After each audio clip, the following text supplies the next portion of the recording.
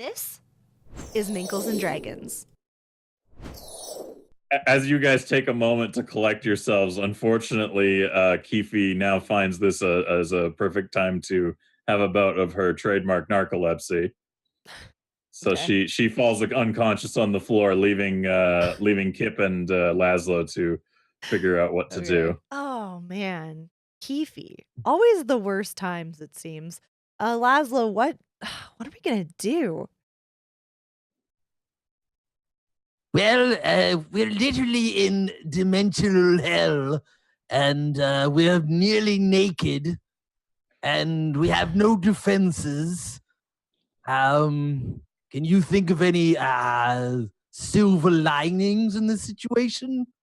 I mean, these outfits are amazing. Like when we leave here, I'm definitely keeping this. Actually, might go raid that closet again if we have a chance and just grab as many of the outfits as I possibly can because these are great. I think my people will actually really like these.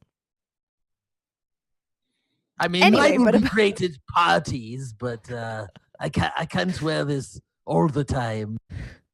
Has Sorry. Keefe rejoined us with her coming out of narcolepsy?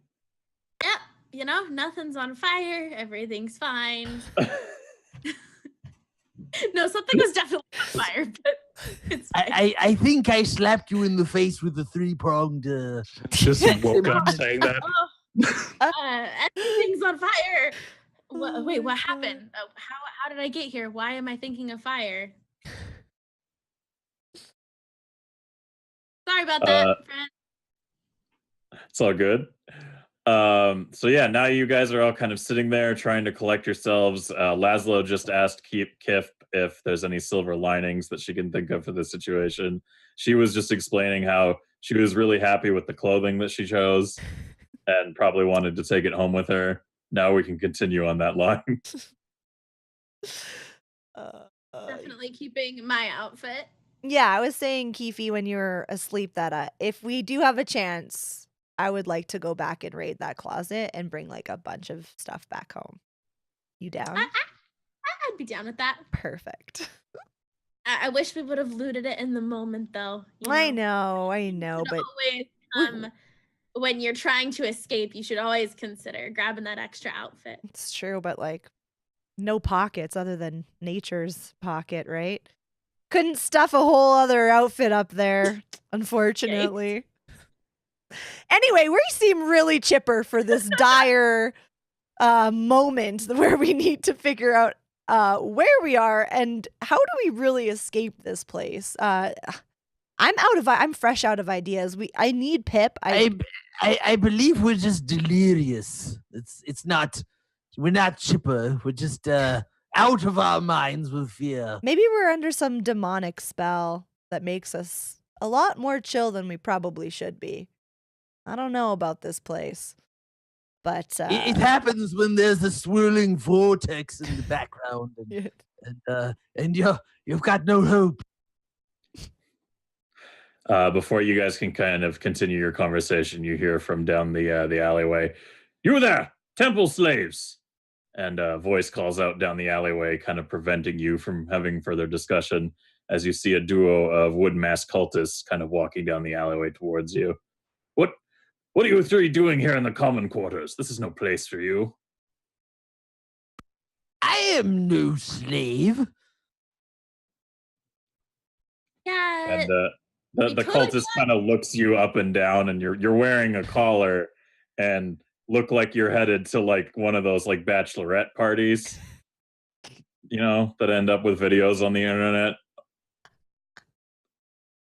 Oh, you mean this outfit? This is just a coincidence. I was just in the wrong place at the wrong time.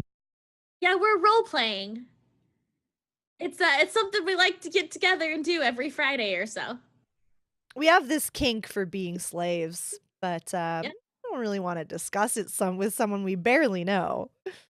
The cultist kind of like, obviously you can't see his facial expression behind his mask, but he kind of looks at you and goes, "So you decided to role play being slaves by putting on slave collars, going to the slave quarters, and hanging out in a dark alley." Yeah, I mean, Yes, if you wanted to be yes. immersed in something, is that the 100%. way you do it? Yeah. Like, come on. We're just getting the full immersion experience. We're gaining empathy. We're all about authenticity. We don't skip anything. The cultist doesn't really. He's not buying it. He's kind of like, all right, I don't know why you're here in this area. Obviously, you three, the way you're dressed, you belong in the temple. But you know what? We're going to escort you back there, and we can get to the bottom of this. Can I try to knock him out with one of my pistols? Yes.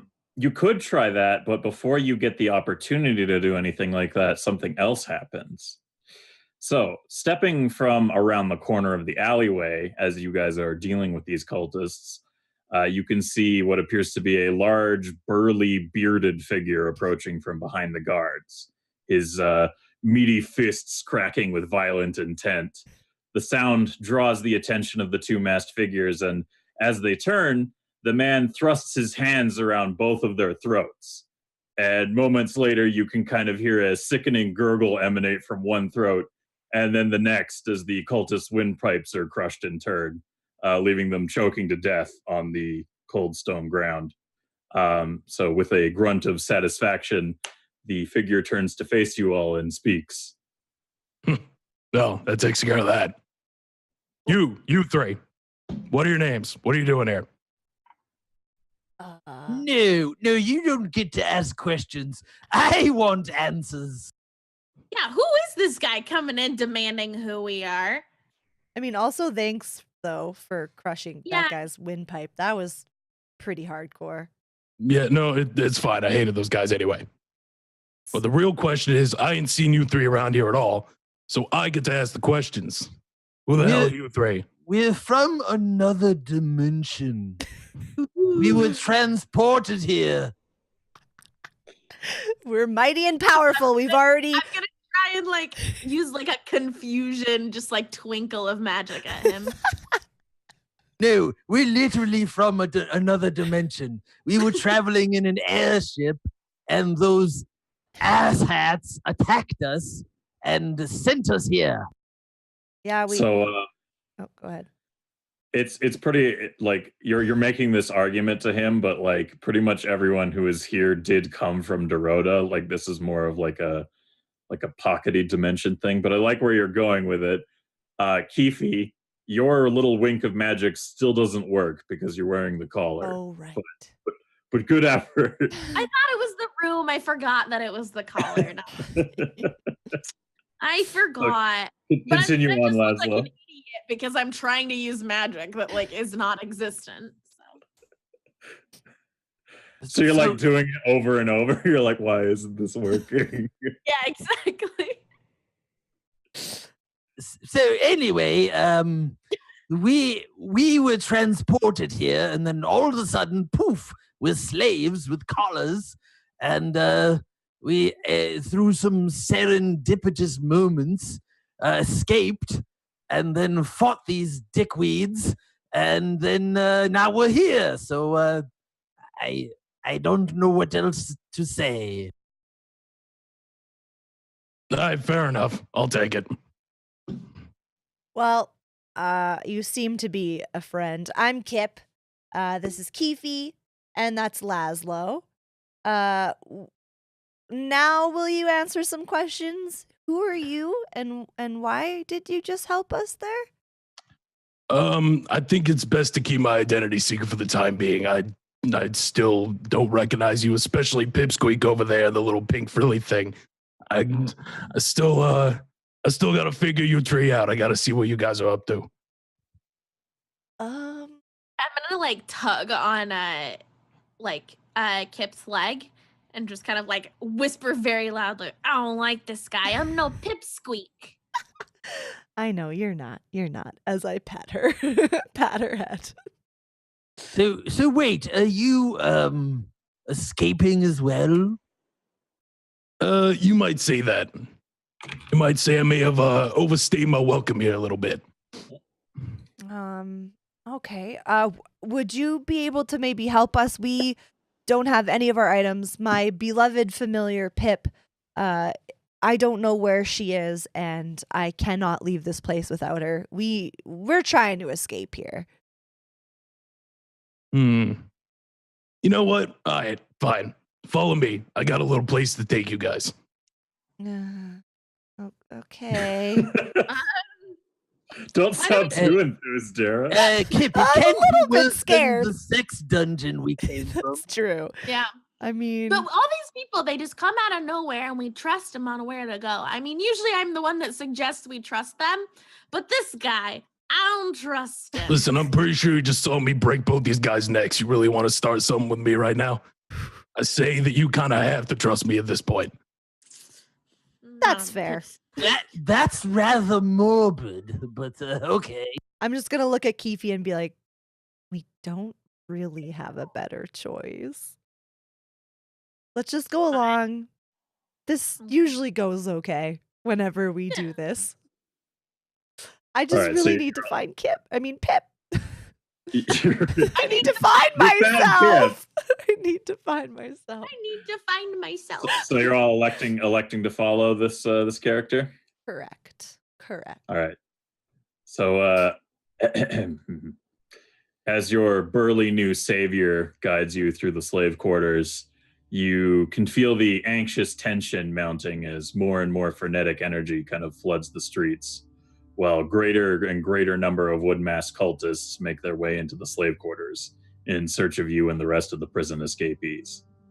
Narrowly avoiding several hastily erected checkpoints, your journey finally delivers you all into a fairly gritty and polluted section of the city, where the sounds of labor and ceaseless machinery fill the air, along with plenty of smoke and cinders. And ducking and weaving between buildings, eventually you come to a stop before a small, ruined, burned down section of factory that has "Danger, Volatile Magic" signs all over it.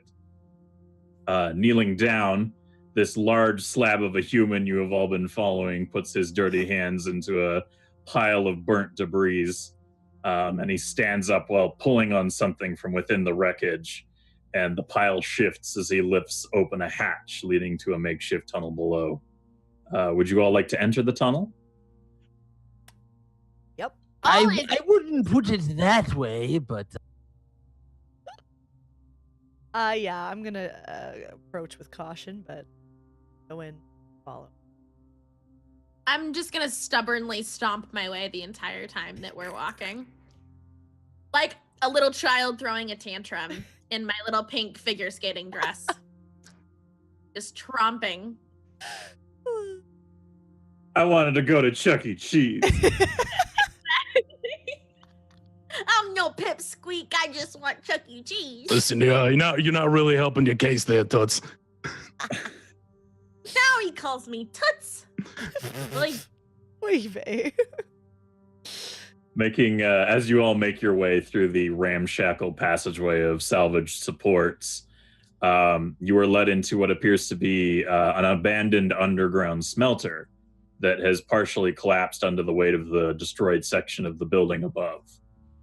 Built within this ruined underground space, however, sits a rather impressive collection of homemade forge equipment, accompanied by an array of different scrap-based tools, weapons, and armor neatly arranged and organized as best can be achieved, what with nearly everything being made of salvaged materials. So what would you all like to do now? I'm gonna just walk around a little bit and kind of examine all of these tools and weapons. Whoa, did you make all of these? Yeah, you might say I'm a bit of a smith type, kind of, good with the hands and such. Huh. Pretty impressive. And this is all just from like salvaged stuff, it looks like? Listen, you gotta work with what you got. I've been here for way too long. I've had to use it, but it's not my ideal situation, but I'm trying to make the best of it. Interesting. I guess they're pretty cool. I guess. Yeah. Arms crossed. I guess. Hmm. I guess. So, did you bring us here to arm us? Or are we gonna... What's going on? Yeah, I feel like you guys coming here is let's call it advantageous to what I'm trying to do here. I've kind of been in prison here for way too long, and I've been fixing to get out of here, just biding my time for as long as I can. And just so happens that you three strangers show up, and I saw an opportunity, so I figure you guys can help me out. Huh. Okay. We scratch your back, you scratch ours, kind of idea, right? That's the deal. Yep. So, what? I know you don't want to share too much information, but why were you imprisoned here? Any specific reason? Let's just say my town that I grew up in was raided back in the day. They basically collected the entire town and kept us all as slaves. Oh. But they're gonna learn that was a bit of a mistake on my part.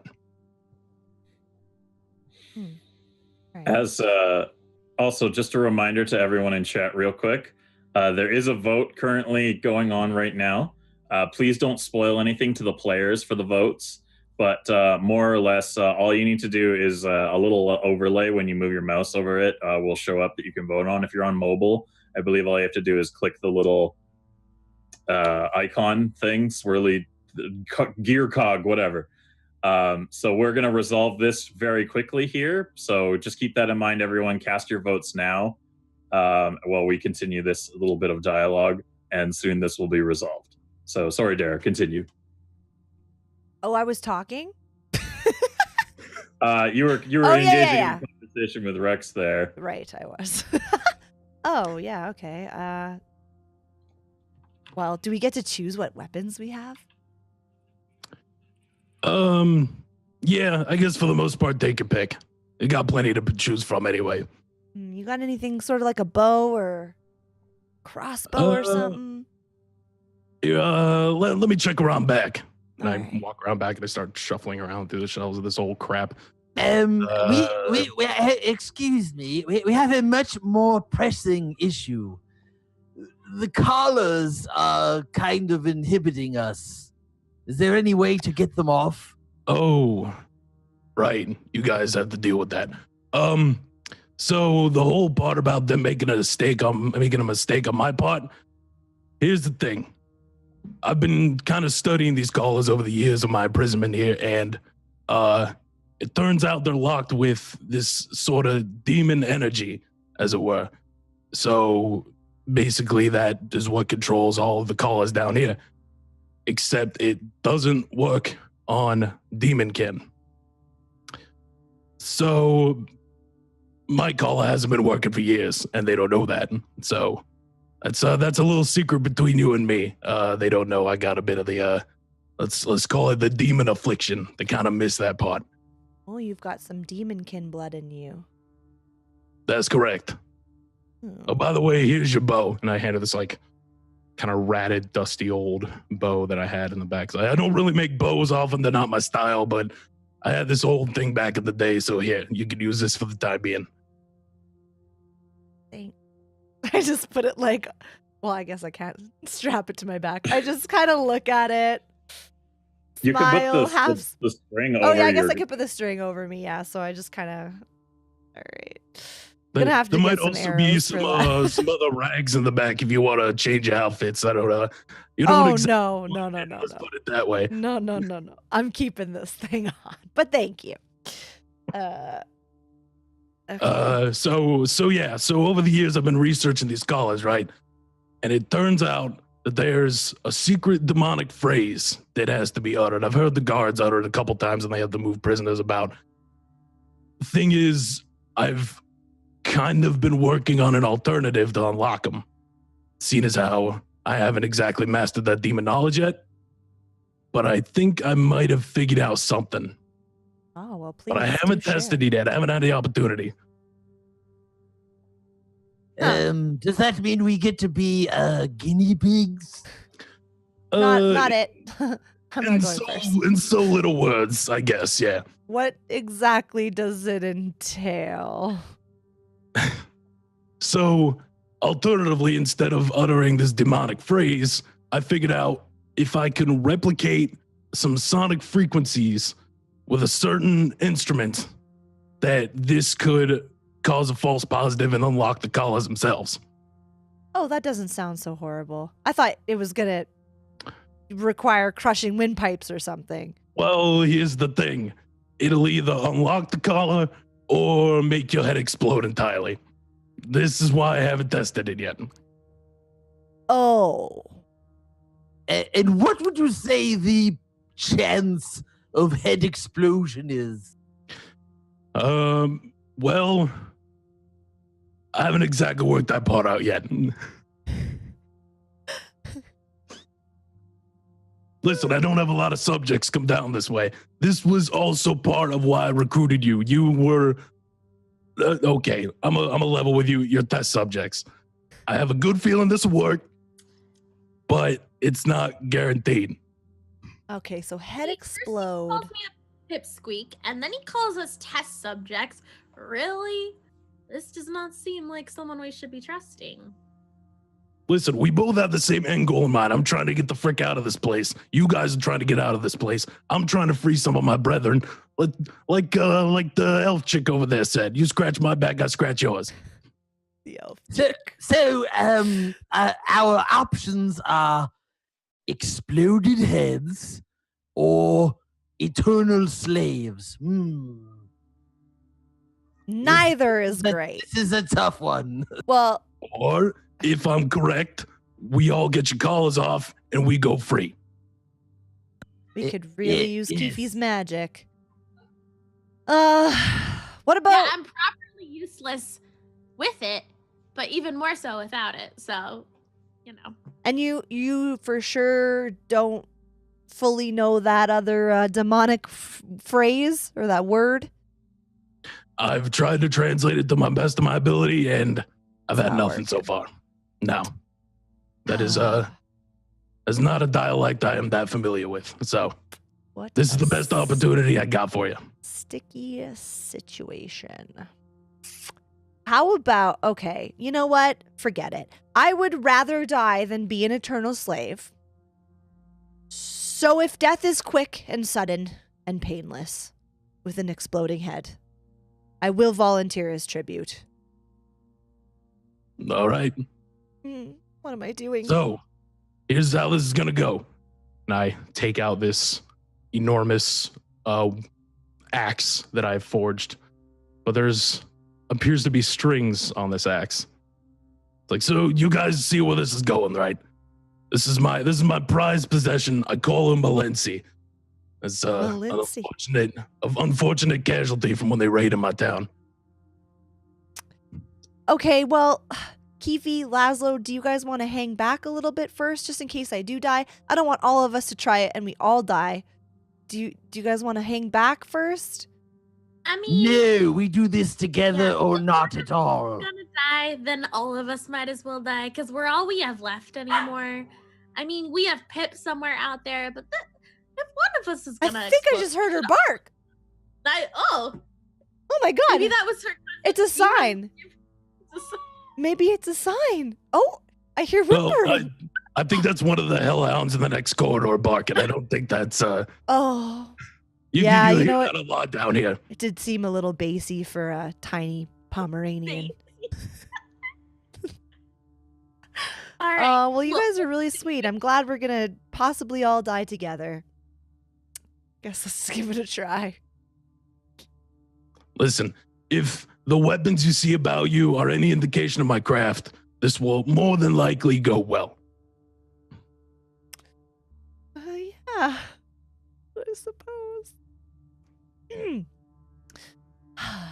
Okay. All right. Wait. One thing. If I do die here, will you promise me that you will find Pip and take her as your own? I have no idea what a pip is, but sure, I'll take her. So she's my familiar. Do you know what a familiar is? It's like a companion.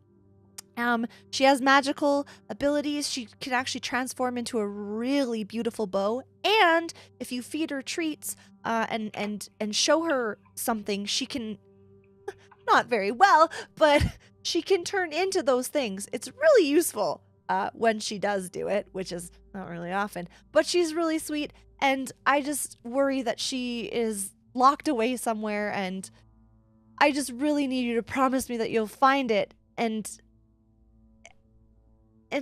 just take her as your own and take care of her, please. You know what? You seem okay. You seem like an honorable bunch. Sure. I'll take care of your Pip if things go wrong. Thanks. It means a lot to me. I don't know where the hell I'm gonna find treats down here, but I'll see what I can do. I'll tell you a little bit about the recipe later if this goes okay. Wait, that would not work if I died. How about you write this down? And I hand her like a pad and pen. Okay, hold on, really quick. Write this down just in case it does go south. Touch of gnomish bread. Oh, jeez. Where the hell am I gonna find this crap? Centaur blood. Yeah, centaur. Right, there you go. Really simple recipe. Are these savory or sweet? You know, I haven't tried them for myself, but Yeah, Pip really I'll taste seems this to to like myself and tell you. Make sure you only bake them over the fire for 5 minutes on each side. It's as if I don't have a bunch of isn't it smelty a special fire? What's that?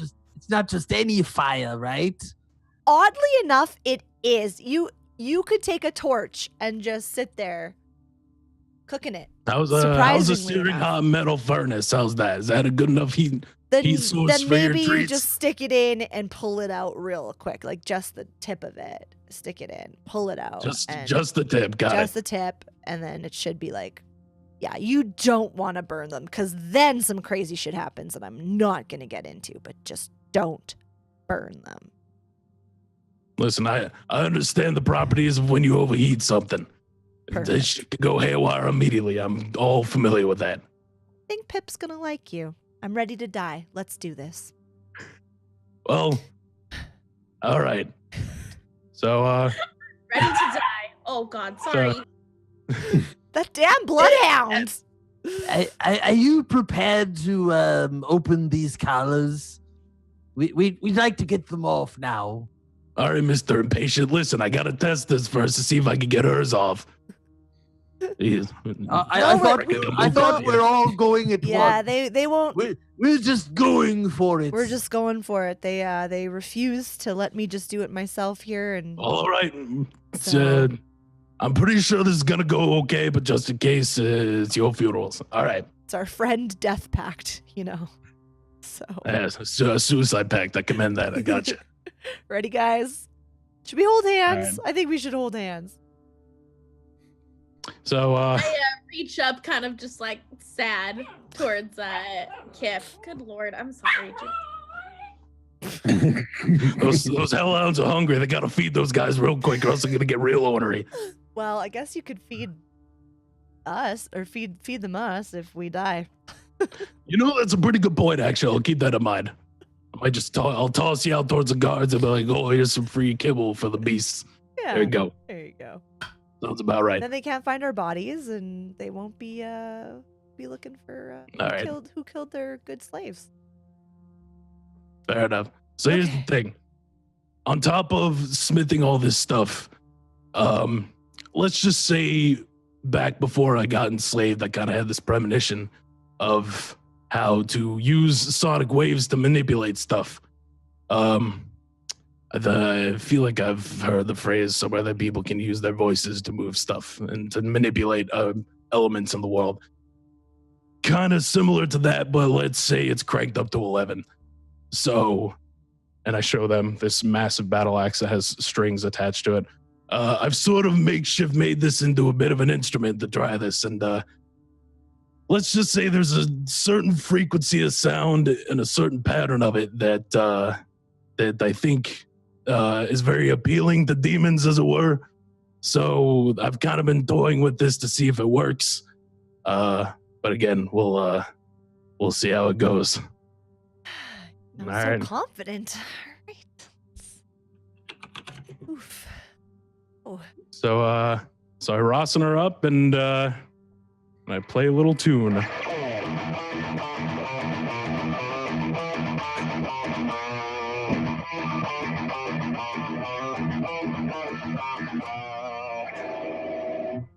There you go. And as he plays that sound, the collars you guys are all wearing, they start to kind of like fizzle and pop a bit, and you're kind of worried that like, oh no, are they gonna explode? And as you watch one by one, Keefe's collar like fizzles and boop, and then comes off, and then Laszlo's collar, same, just kind of boop and falls to the ground. And then, as we get to Kip's collar. Kip's collar just kind of sits there and fizzles, and you're like, oh no, it's kind of acting up, and it's kind of like,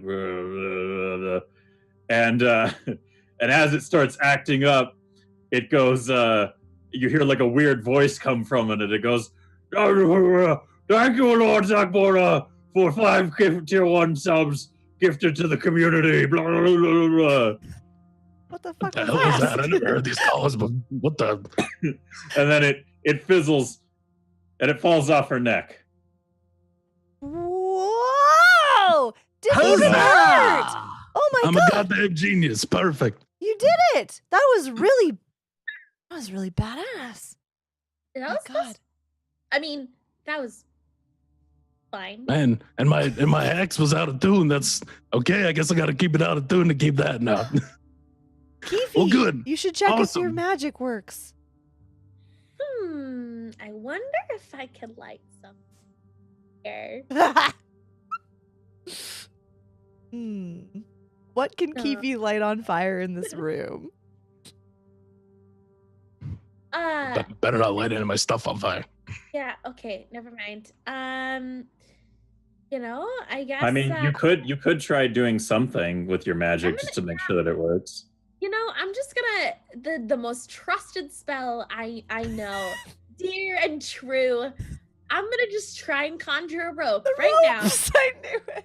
Just What do gonna you- make a little rope noodle and All right.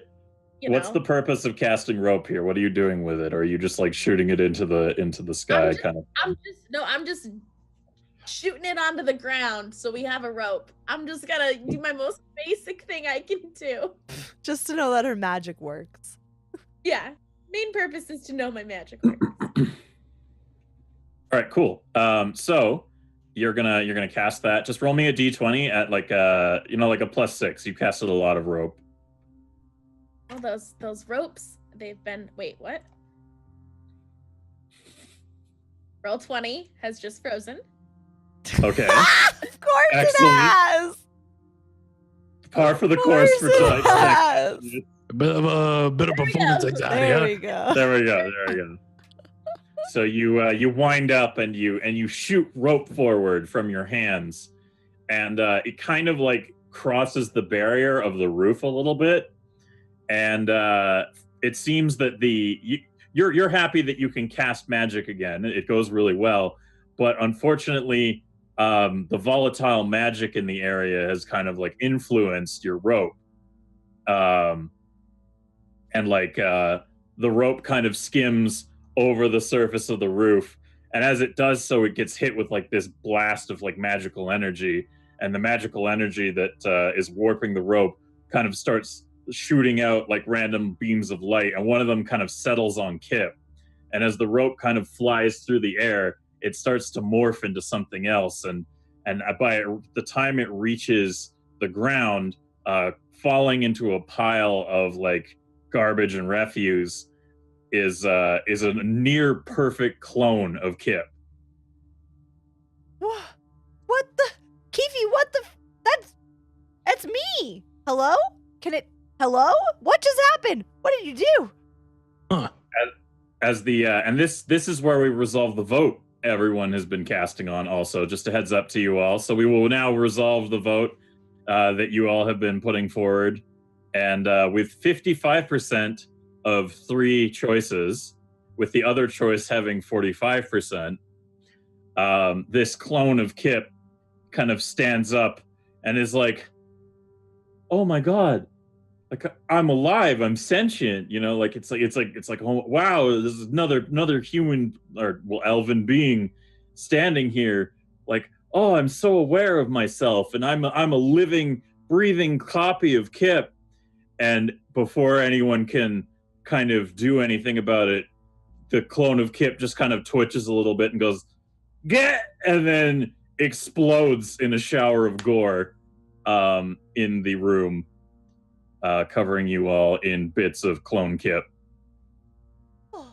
So she's gonna clean that up, right?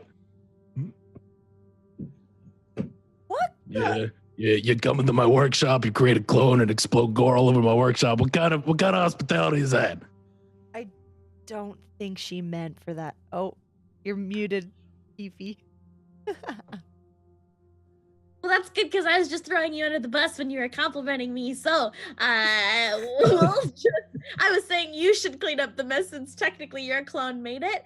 But we'll go with I didn't mean to do that. Have you ever done that before, Kifi? What the heck? Ew, it's slimy. I've casted a lot of ropes, and I was expecting potentially like a snake, or it becomes a lasso and tries to capture one of us. I didn't really expect to make a clone of you, of all things. But yeah, no, that's never happened. I think I'm still broken.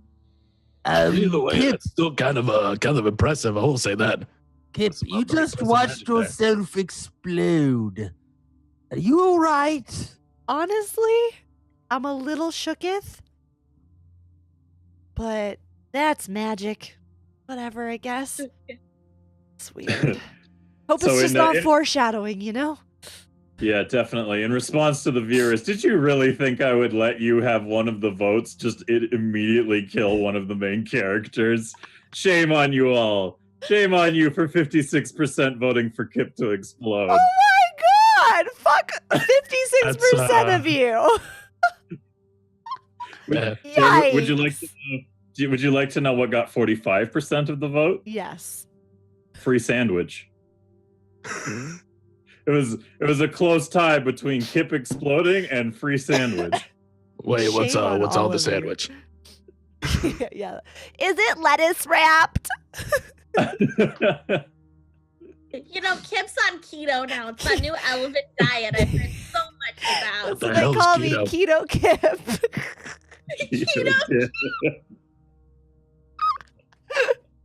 Catchy. Oh my god. Anyway, so about the collars being off, can we go get these motherfuckers now? Here's the thing. I kind of need your help with something else. I'm glad that the collars worked, but we ain't done there. There's a little something we gotta do. It's time for us to scratch your back.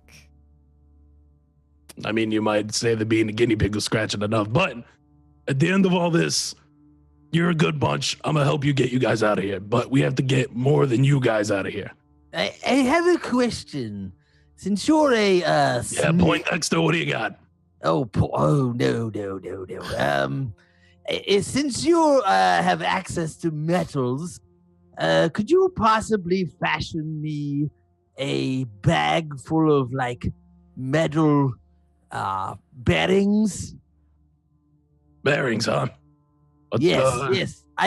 My pistols are alchemical. If I put different metals in there, they react. So if you can make me some bullets, basically, I will have some ammunition. Yeah, I'm sure I could afford something like that. My expertise is kind of, big, scary, like melee weapons and such. I ain't never messed with firearms, but how hard can a bunch of bearing bullets be? It sounds good. Then I kind of saunter off back to the shelves of my workshop to see what I can whip up. So it would seem from here that that you guys have to come up with more or less a plan of action, like how you want to address going about perhaps creating a large enough diversion in the city to possibly facilitate either an escape or even potentially a revolt.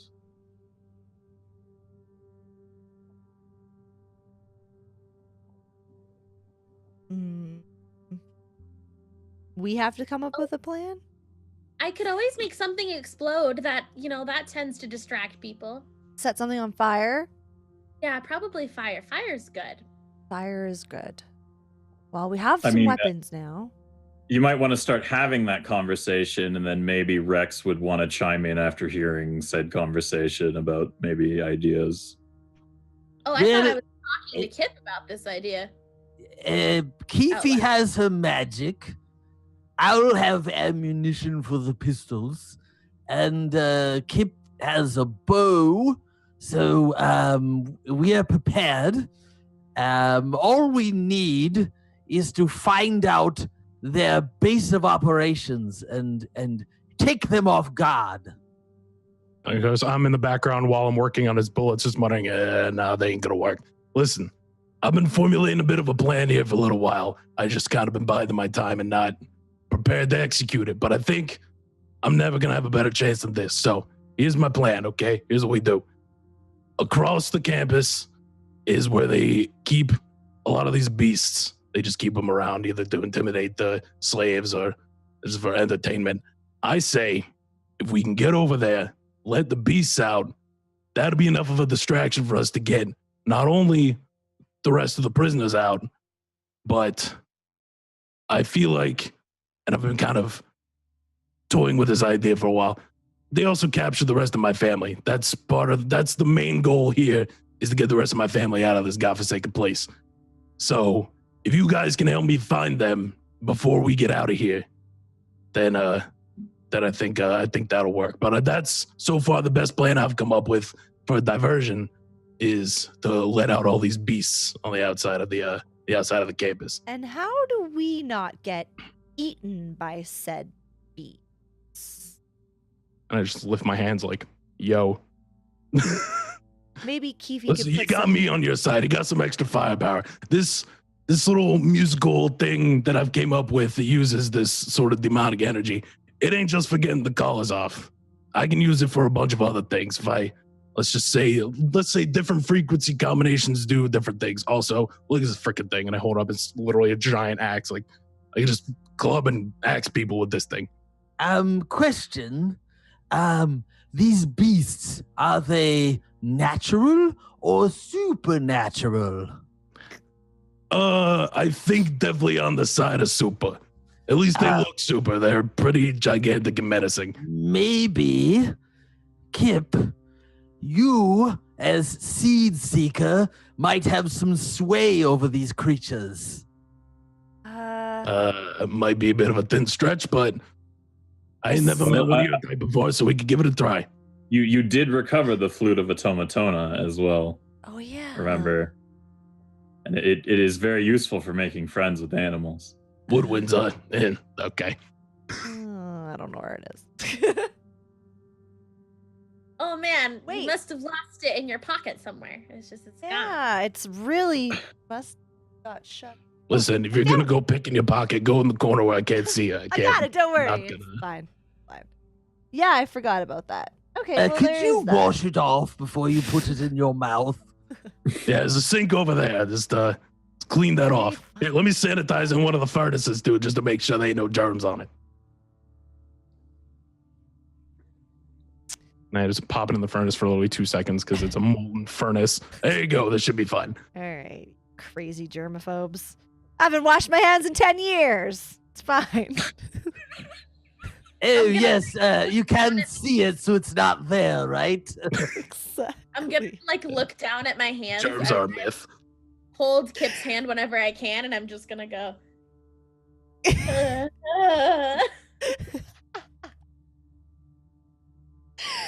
Oh God. Anyway, well, Really I mean, it's a plan. Certainly, plan. If you got some better, let me know. I sure don't. So. Okay. Yeah, I'll do anything to get Pip back. So. And yeah, I'm happy to get your family. Hey, question to the DM: do we our people are still? They ran off. They fucked off. So essentially what you ended up doing improvisationally with them before you ran into the slave quarters was everyone agreed that it was best to split up. and blend amongst the slaves until everyone can basically figure out what to do in terms of how they best can contribute to your initiative, right? So it's kind of like lay low and wait for the signal sort of situation. Okay, so I'm going to just look at Rex and be like, what we didn't tell you is that we were also enslaved with a bunch of our crew members. So we will have to recover them as well as your family and our belongings. Are you okay with that? Hey, listen, the main plan is a mass exodus. If I can get everybody out of this place, then so be it. Okay. Been here for too freaking long anyway. So yeah, that'll come with the territory.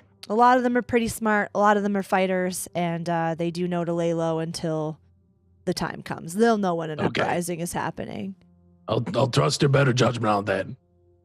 All right. Let's go kick some demon ass. All right. So, sorry, Rex. I was gonna say before we leave, I suppose I should forge you guys some extra protection. So I go. Let's cut to a montage of me forging armor for these. These we need montage music. Clothing, yeah. Well, basically, what I was gonna say here is we'll take our break now as our heroes formulate the details of their plan of attack. And Rex forges them some equipment and gets them some better stuff to use. It's gonna be a montage. Perfect. Montage. So right now we will take our first break montage of the session. All right. And we will be back shortly. Settling on a plan of attack for your upcoming infiltration, the four of you depart Rex's ramshackle lair and make your way through the winding back alleys and hidden side entrances scattered amongst the sinister-looking city until finally you manage to reach the borders of the colossal hole in the ground that houses the various cages and subsections that make up the entirety of the beast pits. A single exceptionally large elevator that leads into the pits appears to be the only visible way of entry by normal means. The elevator, normally guarded by a large contingent of cultists, now only has a pair of guards watching over it. Although you don't doubt there are more, certainly are more inside the pit. How would you all like to handle this? I think at this point, just because of the situation, we should probably approach this with a little bit of tact. Let's try and do a more stealthy approach on these two. We're gonna try and not disrupt the guards or anything until everybody's already gone to haywire. So. Okay, so you're saying I can't light them on fire? Not yet. We can save that until after the riots. Oh, Rex, you do not know us well. But yeah, let's try to be stealthy. All right, well, let's go over how you wanted to approach this. Did you guys put the collars back on to get, like, all of your collars came off? Yeah. Did you want to put them back on to pass as slaves on your way here, now that you know you can get them off at any time? Well, in my case, yes, because the collar just doesn't work on me outright. But I think with the others, just to keep up appearances, we probably pop the collars back on them. Okay. Yeah, I think that's Alright, good to try to pass as slaves still under that roof. Laszlo, you shook your head. Are you Stream not? of magic just went by. Ignore that. You don't want to? Put your collar I mean, I'm not partial to it, but it looks like I'm outnumbered. So is it whether you're into it or not? Have you all settled on being agreeable to still keeping up appearances as slaves? Yes. Yes, I think we agree with that part. All right. Okay. So now you're all going to walk up and try to infiltrate into the pits. Yeah. Well, I think first thing we should take out these two guards first. You want to take them out, or do you want to try and maybe convince your way past them? No, at this point I've been cooped up so long I don't give a shit who else dies. Like, you saw me crack 2 necks earlier. Why the hell did we put on these collars then? To get to the place, like moving through the city. Oh, yeah, once we actually get there, I can pop the collars back off. Okay. It's just moving through the city. We draw less attention when you have the collars on. You gonna do that crushy windpipe thing that we saw you do back there? I mean, it worked last time. Why not? I guess I'll give that another shot.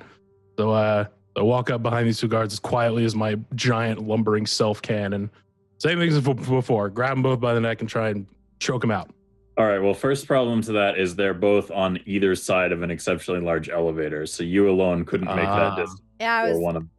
Yeah, I was gonna say one of us should like distract them, walk up to them, distract them, or something. Wait. They're not close to one another. It's a very large elevator. One of them is on either side of it, so it's like a fair run. I got an idea. If somebody can create a little bit of a diversion, not a big one yet, we're saving that one for later. Something that can bring both the guards to check you out, so they're close together, so I can sneak up behind them. How's that work?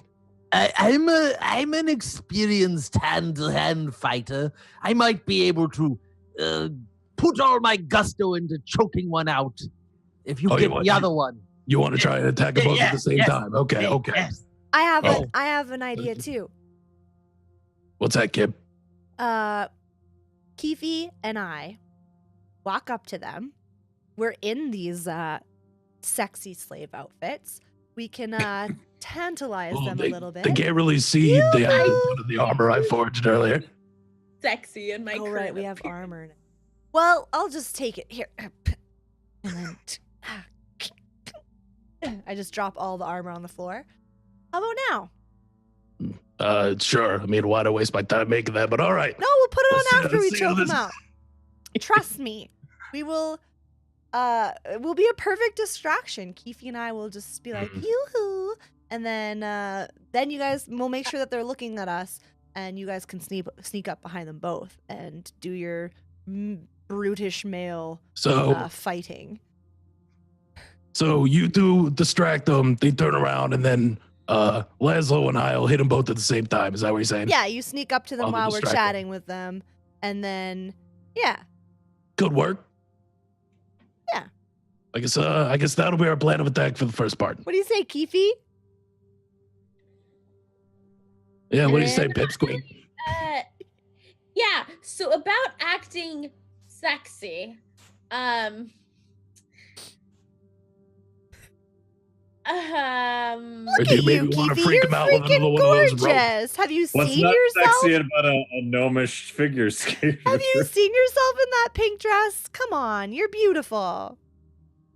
I mean, hey, listen, I think the guard's ideal beauty might be a little different, but conjure up one of them fancy ropes you did earlier. That might be enough of something to get them to turn around at least.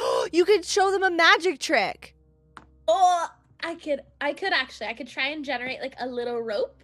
How are you gonna generate magic? You guys ever? Oh, the collars are back on. Dang it! All of these great plans. Foiled again. Foiled again. Okay. I think for the time being, we'll just have try. We'll try having Kip go out there to at least get him to turn around, so that Laszlo and I can sneak up behind them and give him the old waboo. Okay. The old waboo. Yeah. The waboo. Give him the waboo. Okay, guys. Then let's do this. All right, let's give it a try. Okay. Fix my hair a little bit. I lower my dress quite a bit. Do the little. Yeah, do the shimmy. Perk them up. Shimmy dress down. Perk up the elven tatas, and I slowly just saunter up to the elevator. All right, okay. And as you're walking up, you can hear them kind of like trying to have a conversation across the distance, and they're like, "Hey, what? Hey, do you hear that old Katka subscribe with Twitch Prime? I have no idea what that means. Me neither. But did you hear it? No." So now you're walking up, and they're kind of like. By the way, are the moose in Brother Bear? That's the voice I don't know. That was just me like doing a stupid yes. voice. Yes. Oh my God. They're gonna have to talk like that now, obviously, because it works. It works. Yeah. Sorry, I interrupted you. I had to. All right. So you go walking up to you come sauntering up, all like seductive, like while Laszlo and Rex kind of make their way around to behind the. Did you ever tell them your name, Rex? No, he did not. You're right. did Hey, by not. the way, you could call me Rex Volkon. Good to know all of a sudden. Thanks, Rex Volkon. Like as you're sneaking, you're like, oh, forgot to mention. All Nah, loud and shit. well, say I said that as I depart. I'm like, oh, All by right, the way, as his you name's guys Rex. were in planning. Yeah. All right, cool. Sure. All right, so Rex and Laszlo start sneaking up behind the area the guards are, trying to stick to the shadows. Kip kind of comes up and they take notice of you, and one of the guards goes, "Hey, who are you?" Oh, well, wouldn't you like to know? Hi, boys. Wink. And the one guard on the far end says, "I couldn't hear. What did she say?" I said, wouldn't you like to know? Wink. Why did she say wink? I don't know. Look, I didn't plan this out. I'm so bad at being cute and sexy. Well, why don't you guys come a little bit closer? Both of you, come over here. I just like do this. I'm like doing hand motion. Okay. And they kind of like shrug. They're like, okay, whatever the hell. And so they both come over. The one you're closer to kind of comes up faster than the other one, and the other one kind of jogs a little bit and closes the distance. And then the guy's like, yeah, hey, so what are you doing here?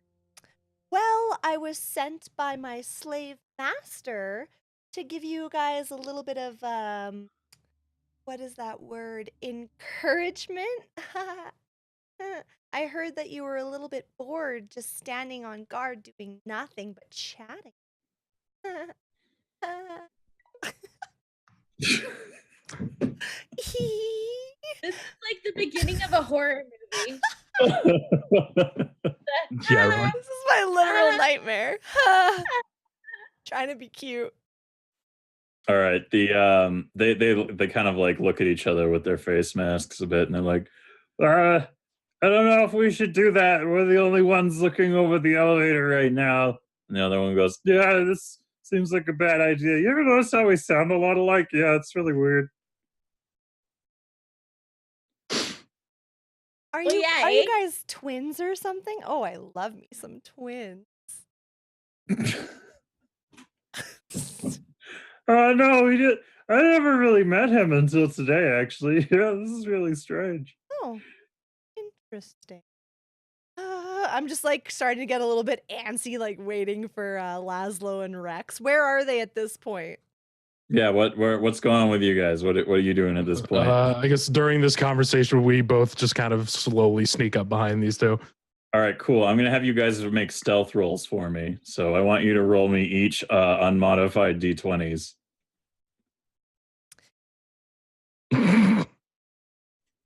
Sounds about right.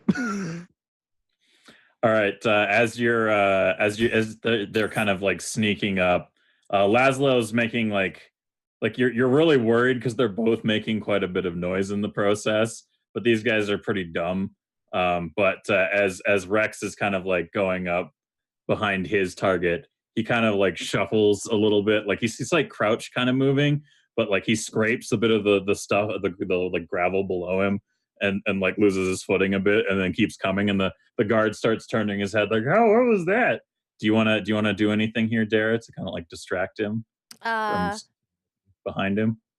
Oh, because he's okay. Yeah, he heard the noise and he's kind of like, what? I'm gonna like touch his shoulder and just be like, wait. Have you ever heard and I'm just gonna think of the most random thing. Gnomish water? I thought you were about to say the tragedy of Darth Plagueis the Wise. What? I should have said that, Hobby. Oh my god, I should have said that. God damn it. It's okay, you're sticking with the gnomish water. I'm sticking with the gnomish water. I said it. It was the most random thing that Kip could possibly think of. And he's like really put off by that. He's like, "What? What the hell? What do you mean? What's the importance of gnomish water here?" Oh, it's I just that I have some, and maybe you want to try it. I heard that it has some magical properties that can get you any ladies that you want in the world. Yeah, that. Yeah. The one guard looks at the other one and he's like, what do you mean? Get them how? Like put them in a box or If that's something you like to do, yeah, but I mean it helps you woo and court women.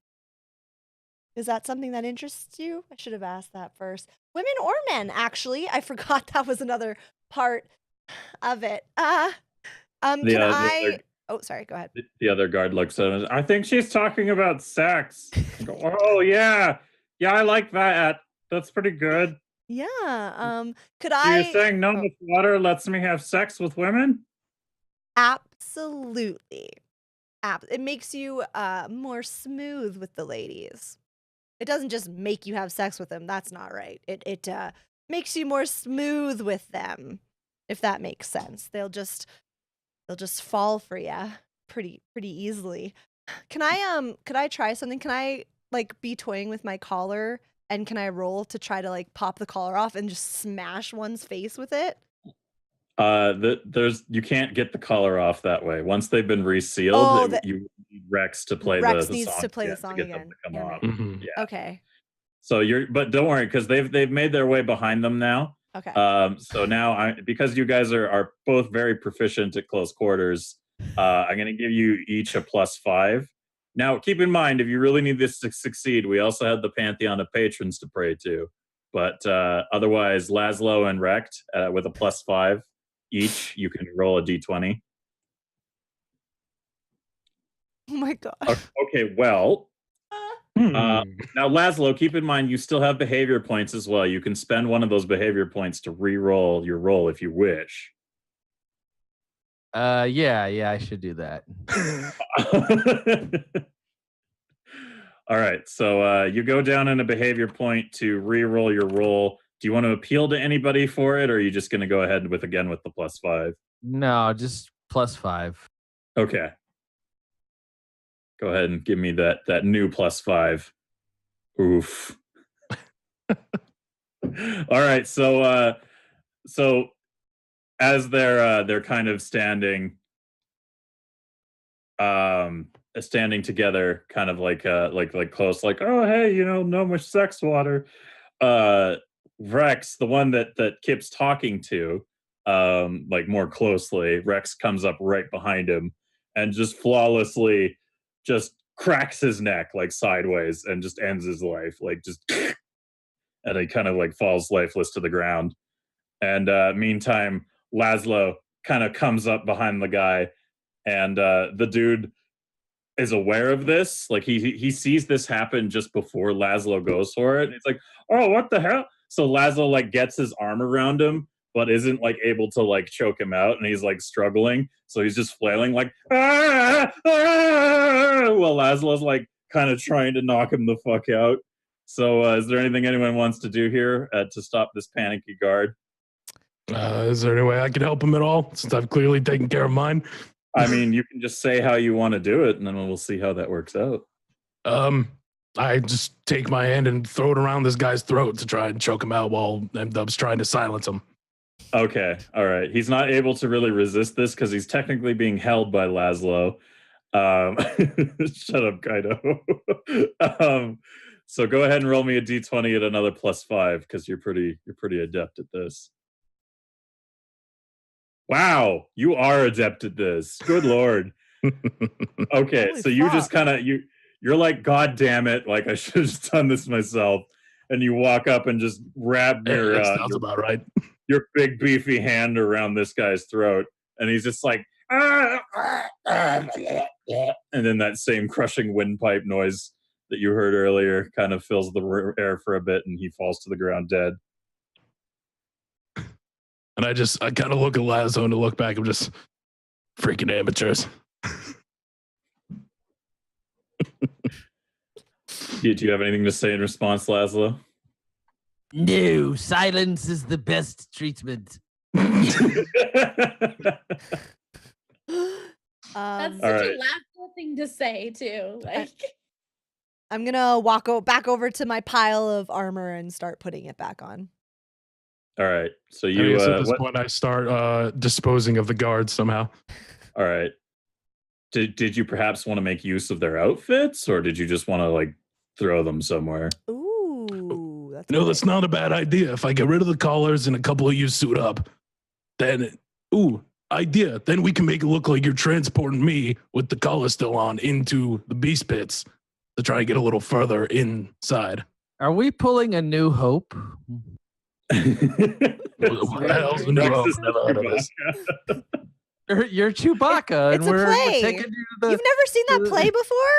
Oh, it's a really good one. I've been in this prison camp for God knows how long. You think I have time to watch plays? It's called like Tar Wars or something, I think. Star Wars. Yeah, it's Well, like a if we big make fight it out over of this like alive, tar pits and go say it. stuff. The tars I are really believe it's Sitar Wars. Sitar Wars. Oh, that's the musical one. That's the musical version that they made like a few years later. It's not really that great in my opinion, but there's a couple bops in there that are pretty good. I'll take your All word right. for it. So who? Obviously, it's not going to be Keefe who puts on the disguise, unless you want to try to pass off. No, we need to do the We could thing. drown her in the outfit and have her pose as a bundle of laundry. It'll work No, perfect. we do the thing where she stands on Kip's shoulders and makes an imposing figure. Oh, we doing the three kids in a trench coat routine. We're Alright. doing Vincent Vincent Adultman? Adelman. Yes. Yeah. I'm a business. Would you like alcohol? Yes. That will go swimmingly, I'm sure. All right, you can. So who's gonna wear the outfits? Are you gonna put the? I'll wear one and I they wear suppose the other. Laszlo and Kip then. All right, this might work. All right, what so Laszlo and Kip, you put on the outfits, which is unfortunately a bit of a painful process because taking the masks off of their faces like rips part of their skin off their face. Oh. Because yeah, and as you're looking at it, you can kind of get the sense that like these masks hold on to the wearer very vehemently once they've been put on. So do you still want to put on the wooden masks? Ugh, I suppose. Wait, does the Flesh- layer of skin that just ripped off not work as like a barrier so it doesn't fully seal? They're just kind of wearing their face on top of their own face. I mean, you'll have to I find just- out if you put them on, won't you? I just hold mine to my face, but I don't put it on all the way. That's not suspicious. Not Like, suspicious, and you're only gonna have one hello, hand fellow now. cultists. Shame How about do you these do, masks fellow making your guards? Chin so itchy. So are we pretending that we're transporting Keefe and Rex then? Because they're Yes. not gonna. Keefe's not gonna have an outfit. Okay. Oh, are we not doing the Vincent Adultman routine? I don't know about that. Unless you guys want to, but I don't think we're gonna be able to fit in these. All right, fair enough. Yeah, we'll have Laszlo and Kip pose as the guards, and Keefe and I will go in. Okay. Sounds right, cool. good. And I'm So, putting, but do you put on the masks? Yeah, I'm putting on the mask. Laszlo, do you put Yes, begrudgingly. Ugh. All Come right. on, Laszlo, So as toughen up. as you guys put the masks on your faces, you can feel the mask kind of sizzle into your flesh as it sort of burns a bond between your skin and the mask, holding it in place, and it's very uncomfortable. But the masks are now on Is your it faces. Stinky? Is it stinky and gross? A little bit. It has been just been worn by some other like I mean, dude. it probably smells like burning flesh. That's not really Yeah. a pleasant odor. But this whole place isn't really full of pleasant odors, especially because you're at the beast pit. So there's really not a It's almost bad. like you can't even smell it. Yeah. You just get used to it pretty quickly. But as you put the masks on, you can see everything kind of like everything sort of is visible, almost kind of like in Pitch Black, how Riddick sees things Yeah. with that kind kind of like shiny, kind of like illuminated. It's kind of like that through the masks. So you realize that they can still see just fine through these things, like they have been through some magical means. So now that you're yeah, neat. Now that you guys are prepared for that, are you gonna just get on the? What are you gonna do with the corpses? Oh, I take one over each shoulder and I just gotta chuck him in a back alley somewhere. All right, sweet. You alley dispose of corpses. I just And, imagine you like bouncer tossing the bodies. Yeah, essentially. I literally have like one in each arm over my shoulder, and then just yeet them into the alley. Eat them into the alley. All right. So you guys kind of you yeet those out of there, and you kind of make your way onto the elevator and start lowering yourselves into the beast pits. And as the large elevator kind of descends into the pit, you can kind of hear the sound of restless creatures around you in their different like containers, you know, like jostling cages and like noises of like rage and stuff. Oh god, my bum, sorry. And this damn chair. Oh, you're muted now.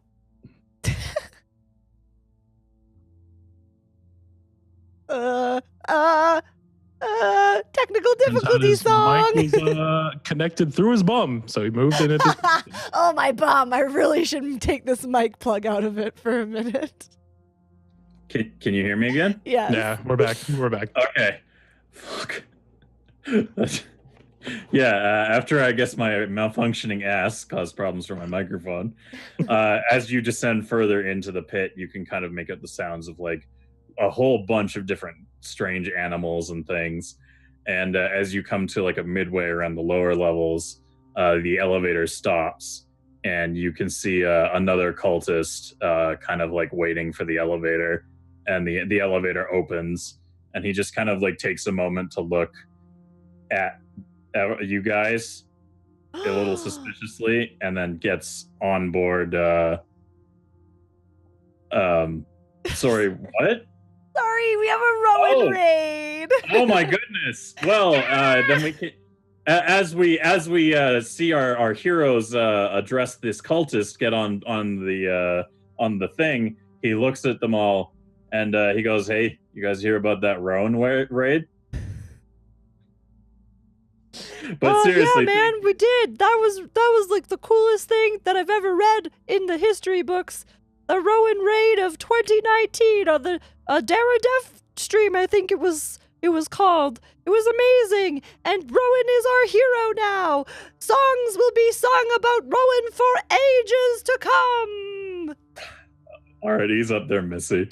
And I just kind of mutter under my breath, she ain't winning any awards anytime soon, I'll tell you that much. But yes, thank you very much for that raid, Aurorawin, and for joining us on our Minkles and Dragons night with our D&D broadcast. Thank you. Yeah, seriously, so much. Hi everyone. We don't usually address the raids like that. Oh, well, we kind of do. We try to incorporate it into the story, so that was really fun. Thank you so much. You were playing Apex? Oh my god. That's not PUBG. What the hell? I know. I literally just asked fallen. him if he was going to play Apex, and he's like, I don't want to get used to new guns and stuff. Oh, we'll see how long that lasted. That's good, though. I hope you enjoyed it. I hope you're liking it. The Apex takes Traitor. everybody. Yeah. It does. It does. It's got a strong grip on the balls. Anyway, let's continue the story. Strong Precisely. ball group. Strong ball grip. Also, wait, Rowan, if you guys ever wanted to do a Minkles and Dragons night, please let us know, because we would love. Kiri mentioned this, and I would love to have any of or all of you on at some point. That'd be super fun. She said that you guys were keen on doing some sort of D&D, so if that is something you're interested in, we could definitely chat. Yeah. Give her a Yes. holler. You Definitely, 14, thank we you would- for the 100 biddies. we would love to support the Viva Little Dirt League group in doing some D&D shenanigans, right? Hell yeah. That'd be Hell pretty cool. Yeah. Be amazing. I just see Absolutely. Cattail go past back and forth Dachi's camera, and it's amazing. He just keeps going, and then she like climbed into my arms and wanted to be hugged, and she was like aggressively purring when Rowan was raiding. She was like, hey, hey. Amazing. All right, If I all were right. to Let's, lazy right now, she'd hug. Amazing. All right. all Sorry. right. Continuing Let's on. continue. Yes, continuing on with the adventures. And again, thank you, Rowan, and all of Rowan's raiders. So you get on the elevator, and this other cultist gets on the elevator with you, and you have that chat about Rowan real quick there. And as you're kind of riding the elevator, it stops at another level, and he kind of gets off and walks off on his own business. And you can kind of hear the sound of like clanging metal, almost like somebody working in like a forge or a machine area. Do you guys maybe want to go investigate that? The sound of a machine? It sounds more like a forge, like an area in this area that's kind of like a forge, like a blacksmith's almost. Mm. Yeah. You guys want to go check that out? Yeah, sure, why not? I could probably find some extra supplies in there while I'm at it. Yes, I love taking detours. Listen, it's a once in a lifetime opportunity. I'm gonna take this to get as much gear as I can. Listen.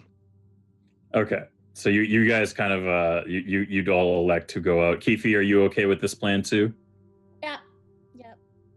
As long as I eventually get to light someone on fire, I'm just chilling. That's fair. I got So my you magic back. I didn't even get to use it all last episode, so I'm like eager to Set some people on fire. Listen, that time will come. We gotta get there first. all right. So you guys kind of approach the forge, pretending to be, cultists, and you're just kind of. Oh, just a quick reminder to those of you who are new here. There is a vote on screen for Twitch picks. You can pick one of the three options, and it'll be resolved. It's vague intentionally, so that you don't really know what you're getting. You're just picking the choice you think you want to vote on. So don't worry, that vote will be resolved at some point in our adventure here. But try not to mention the vote directly in chat or spoil it to our players, because they're not supposed to know about it. Anyways, continuing on. You enter into this area that's like a forge, and there's light kind of illuminating the underground that this place has been dug into. And you can see kind of two burly figures kind of working away on a project. It looks like they're building some kind of like huge metal ring that looks kind of similar to the collars that are used on slaves. And but it's big, like it's for some kind of like very large creature, you can tell. And they're just kind of like working away on it, analyzing it. And one of them appears to be like a really burly kind of like bearded gentleman. And then the other one is a really burly looking woman. And as you guys get kind of closer, Rex, you recognize these two figures. In fact, you recognize them both as your mother and father. And I had this name written down somewhere, and then it's lost in the script, so just give me a second here. Where did I write these names? This is the worst. Technical difficulties song. Hold, please. It's me trying to remember their names. Like, oh, what were my parents' names? It's been so long. I can't remember. Right. Mama, Papa? Yes, you recognize them as your father, Juke Volkon, and your mother, Juna Volkon. Juke and Juna? Jupe and Juna? Jupe and Juna. Jupe and Juna. Jupe and Juna. There you go, in chat, spelt like that. All right. Okay. I guess I'm just like, hey, it's Jupe, Juna. I haven't seen you guys in ages. You call your parents by their first name. Listen, I'm an adult. That's what I do. Okay, call them Jupe and Juna. I don't have time for ma and pa. Okay, we'll pass that.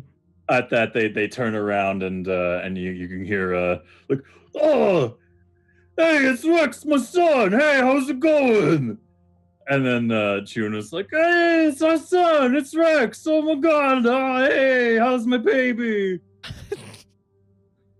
And I guess I just take them in a tender embrace. That's And then you standard because we're all gigantic. Yeah, it's like the biggest, burliest fucking family reunion that anyone has ever seen. It's just like we're like near him, rippling right? muscles as you're like trying to crush each other with your love, basically. We're near. Sort We're of- like right next to them, right? Yeah. You watch this. Like he comes walking up to them and like, hey, and they're like all hugging and stuff. Okay. And yeah, you're I'm nearby. just gonna go. Aw, baby Rex found his parents because Dad said their baby. And I just Rex, lift my cute. welding goggles up. I'm like, you better stop that. It was precious. What? Little baby Rex. Yeah, Gatsu. They are actually all wearing the same goggles, too. So they all have like their like welder goggle kind of things on. It looks very obviously like they're a family. I take offense to being called little. They're all roughly the same exact size, also, which is large and burly and tall.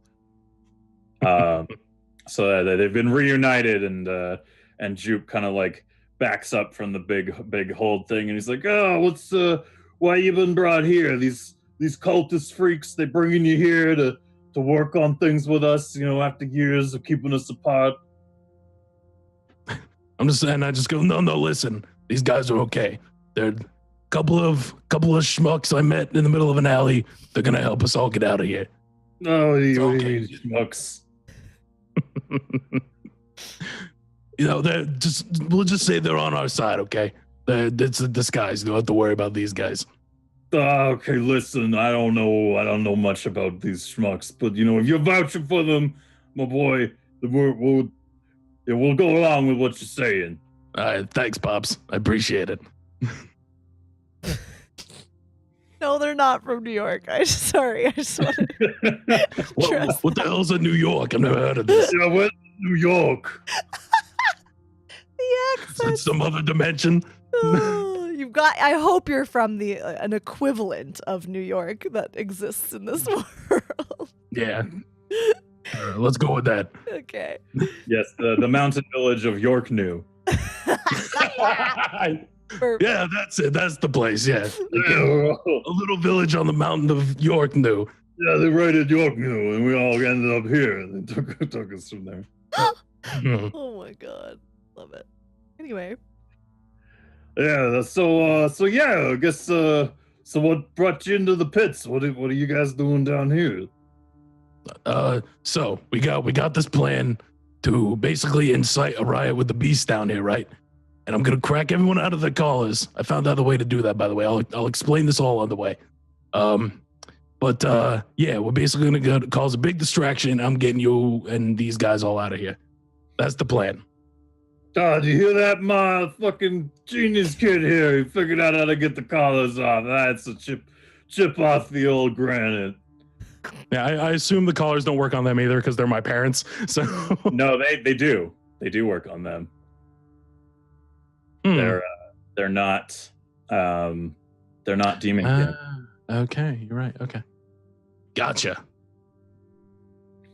So they're kind of they're like, okay, yeah, it is. So why don't you get these collars off then? We'll get out of here. Maybe figure out how to get hey, maybe, not just saying that, I've seen them use the same stuff for all the beasts in here and all the doors. They're not really keeping it, it's kind of a bad idea to use the same thing, but I guess they just assume nobody would ever figure out how to get the things open. But Yeah, no, right. Seems like a pretty shitty design situation, but yeah, it's really bad. It's like it seems like someone didn't really think this out, just kind of put it all together for like plot convenience. But maybe this sound that you have that makes these collars come off, maybe it'll open all the collars on the big things and all the doors.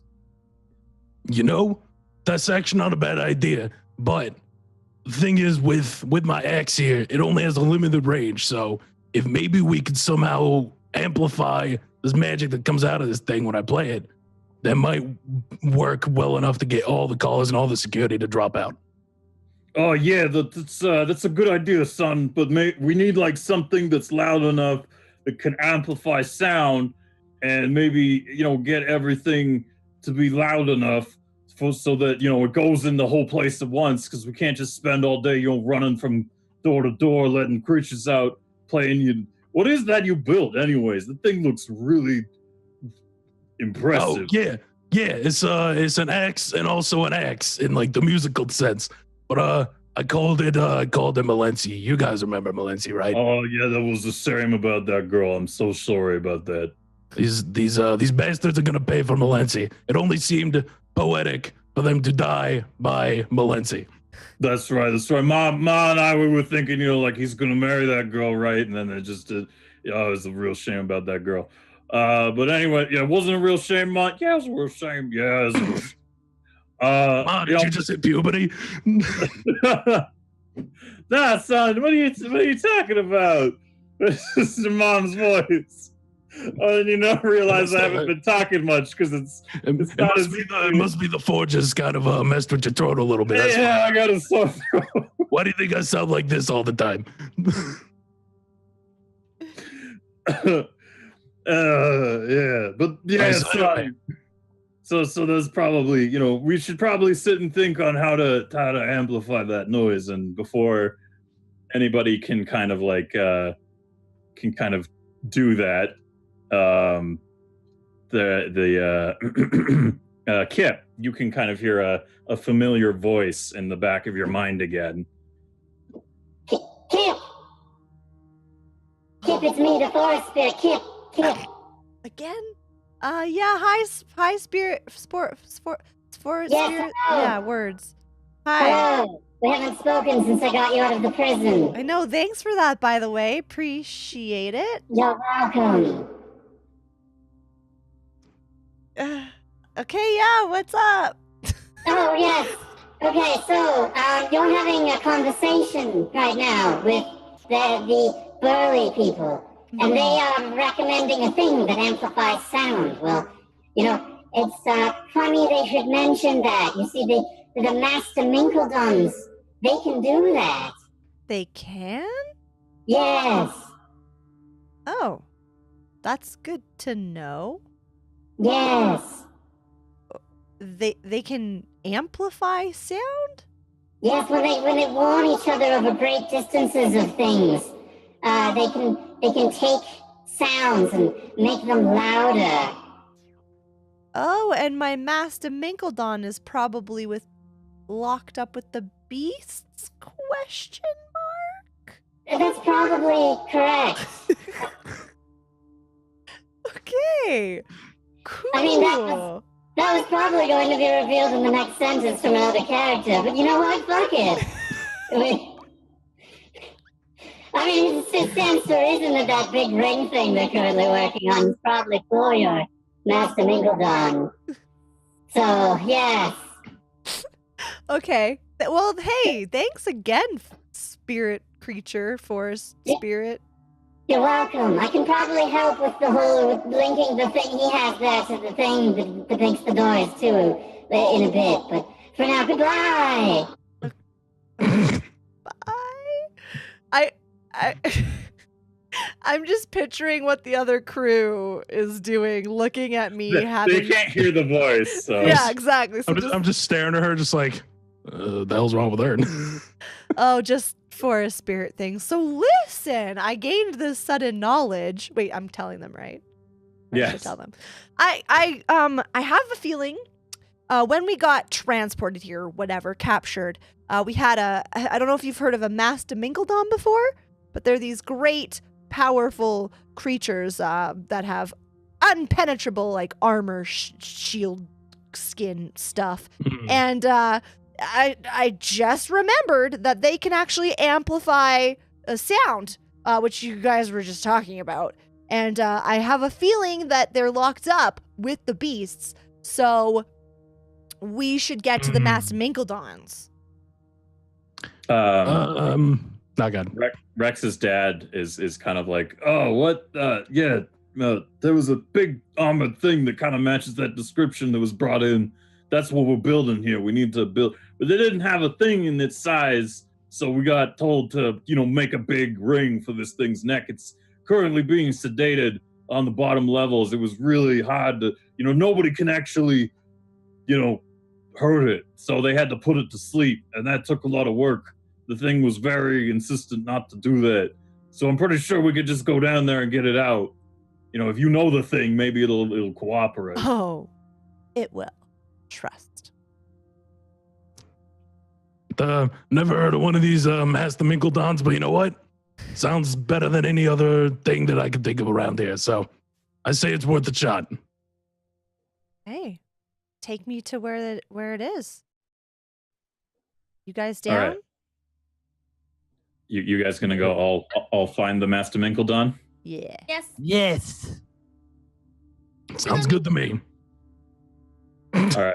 So as you guys kind of gather up together and all head towards the elevator, and also just a side note, Laszlo, you now also have a bag of like random like scrap metal that you can kind of like pieces that you can throw in your guns. Just because I didn't say that when we came out of the break, but that was what was given to you on top of all your ramshackle crap that you guys have now.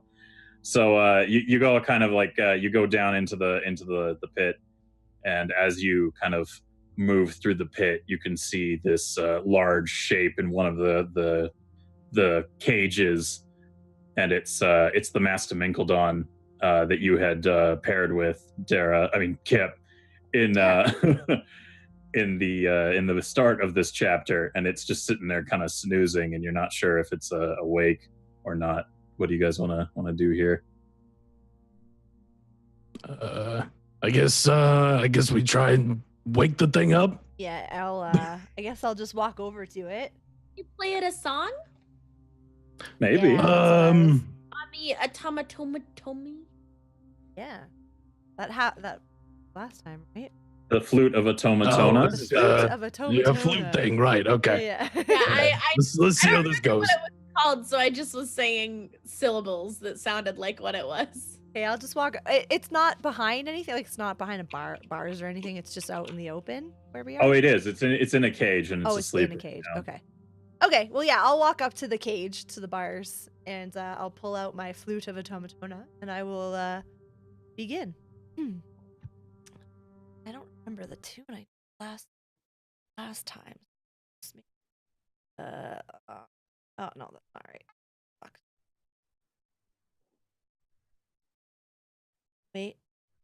Wait. Okay. I'm just in the background, just shaking my head. Just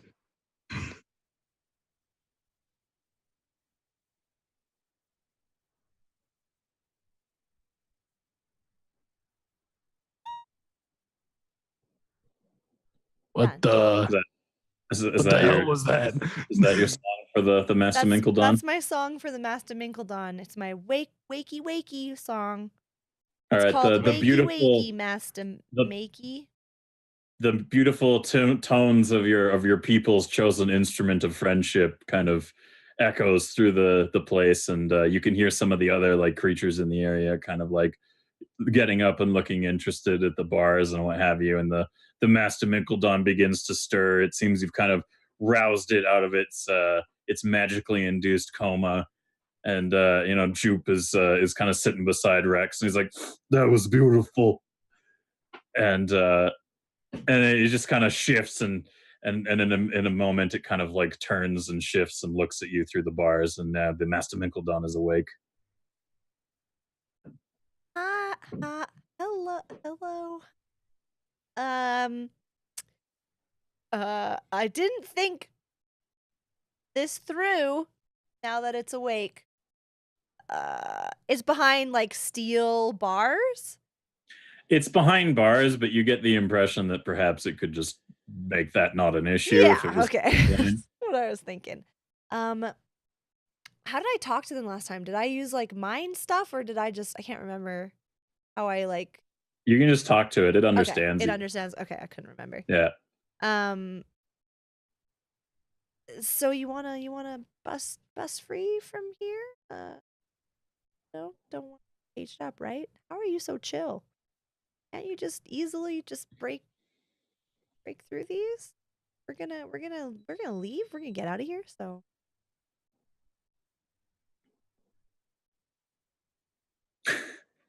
bust on. Master Minkledon just kind of like lets out a low like kind of like, and Moon just starts moving towards the bars, and as it starts pushing against them, they just start tearing out of the wall. Like the whole assembly just goes with it as it pushes forwards, and it just kind of lazily pushes this like steel bar assembly out and on and aside as it kind of just wrestles in and settles in the middle of the open area. Damn. Gonna kind of look around and be like, and that's how that's done. That's quite a pet you got there. Right. She's pretty great. But she's not Pip. Oh God, we're gonna find Pip. I know. We have to. I'm not leaving this place. I will be here for eternity. Is Pip short for Pipsqueak by any chance? I mean, she is pretty small and adorable, but no. Nah, I'll take it. It's short for Pipperton. I've never told anybody that. Pipperton, huh? Pipperton. Well, that was certainly a choice. Excuse me? What was the name of your musical thing? Don't you start talking about Valencia like this. Valencia. Yeah. Anyways. Okay, so what do we have to do with it? We have to just make the sound, or? Hi, Pip. Kip, it's me again, Forest Spirit. Hey, Forest Spirit, glad you're here, because I sure don't know what I'm doing. Yes, excellent. You have the Master Minkledon. Yeah, right here in front of me. Can you That's see good. stuff? Can you see me right now? I can see through your eyes. You could see through my eyes? I am part of you. Do you like my nails right now, by the way? They're on fleek. Can that be a sound effects, please? Can that be a sound effect? They're on. Somebody clip it. They're Somebody clip it. Thank you. I thought so too. While we were bored in that cell, I was just kind of, pushing back my nail beds, trying to make them look presentable first. Yes. And when we Anyway, were trying on that outfit earlier, I just wanted to let you know it did make your butt look fat, but in a good way. thanks, Forest Spirit. You're welcome. Anyways, how do we do this stuff here? Okay, so what I want everyone to do is, well, you'll have to tell everyone. They can't hear me. Mm-hmm. You'll have to tell everyone to get on the Master Minkledon. Okay. And we're going to fly it out of the pit. Okay, step 1. Yeah, just do that. Okay. Guys, we're gonna jump on this Master Minkledon, okay? All of us just hop on. We're flying this baby out of here. I'm sorry, fly? This massive thing flies? Oh. Yeah, it's got a lot of tricks up its armored, scaly skin thing. Interesting. Yeah, hop on. It's a pretty smooth ride, actually. You'll enjoy it. All right, so everybody kind of hops on, and as you get on, this Forest Spirit speaks again to Kip. All right, good. Now touch your hand against the instruments that Rex has, and then put your other hand on the Master Minkledon. I gotta put my hand on Minglisha or whatever its name is. Okay. It's actually Valencia, and I ask you to respect her. Valencia. Sorry, I'm really bad with names. You'll learn that if you stick with us for a while. Okay, it's on. My hand's on Valencia. Okay, good. Now touch the Master Minkledon. Okay. Okay. All right. Yeah, you're touching him? Yeah. Yeah. Okay, it's all good? Yeah. Thank Okay, you. don't move your hands. Oh, okay. Don't I move them immediately yet. wanted to move my hands when you said don't. Okay, but yeah, I know. It's an impulse, but just ignore the impulse. Okay, I'm ignoring it. Okay, just it's not gonna last long. Just stay right there, okay? All right. Okay, you're not moving your hands, are you? No. Okay, good. Okay, 1 second. And as you sit there kind of connecting the two, the instrument and the Master Minkledon, vines kind of come out of your hands, and you're like wondering like, where are these coming from? I hope this doesn't hurt. And as they kind of stretch out, they connect, forming kind of like a long cord that's kind of plugged into the Master Minkledon on one end, and then it's kind of attached itself and plugged into the axe on the other end. And it just kind of sits there glowing green, like lightly green, and kind of like it looks like a plant growth all of its own.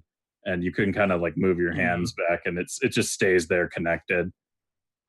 Okay, it's done. It should work now. Is it weird that my ears are itchy? Is that supposed to happen? Don't worry about it. Okay. Hopefully that goes away soon. Yeah, I think it's maybe a bit of growth. You'll be fine. A growth? Oh boy. It's plants. It's fine. If you like plants, we're good here. Okay, bye. But what a strange spirit. So the deal with these vines all over my axe right now. What are you trying to do here? I wish that I could tell you, Rex, but this voice in my head it sounds really weird. It tells me to do stuff, and usually it works though, so don't worry, because Voice in the head, right? All right, crazy person. I swear. You might want to phrase it differently next time when you meet new people. Yeah, I'll work on that. I'll write something up tonight if we get out of here.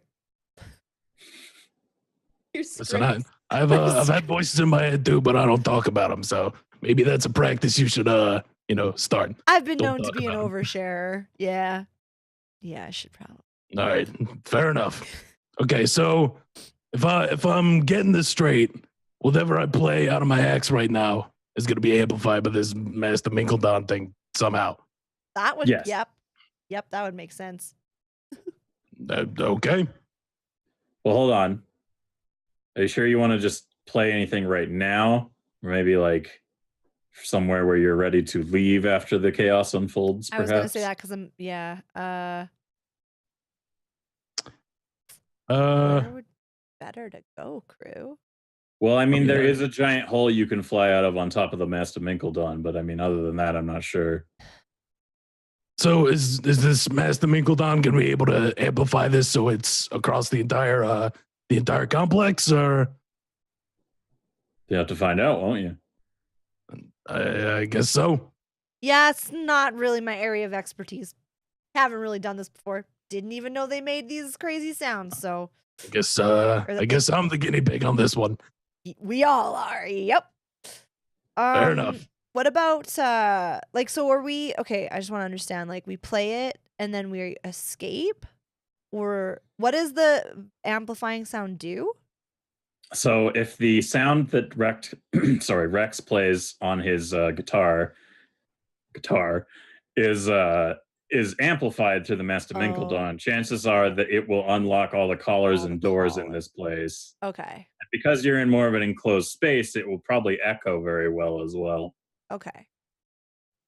Because we could fly out and all, but we still need to save everybody else. Or is that something?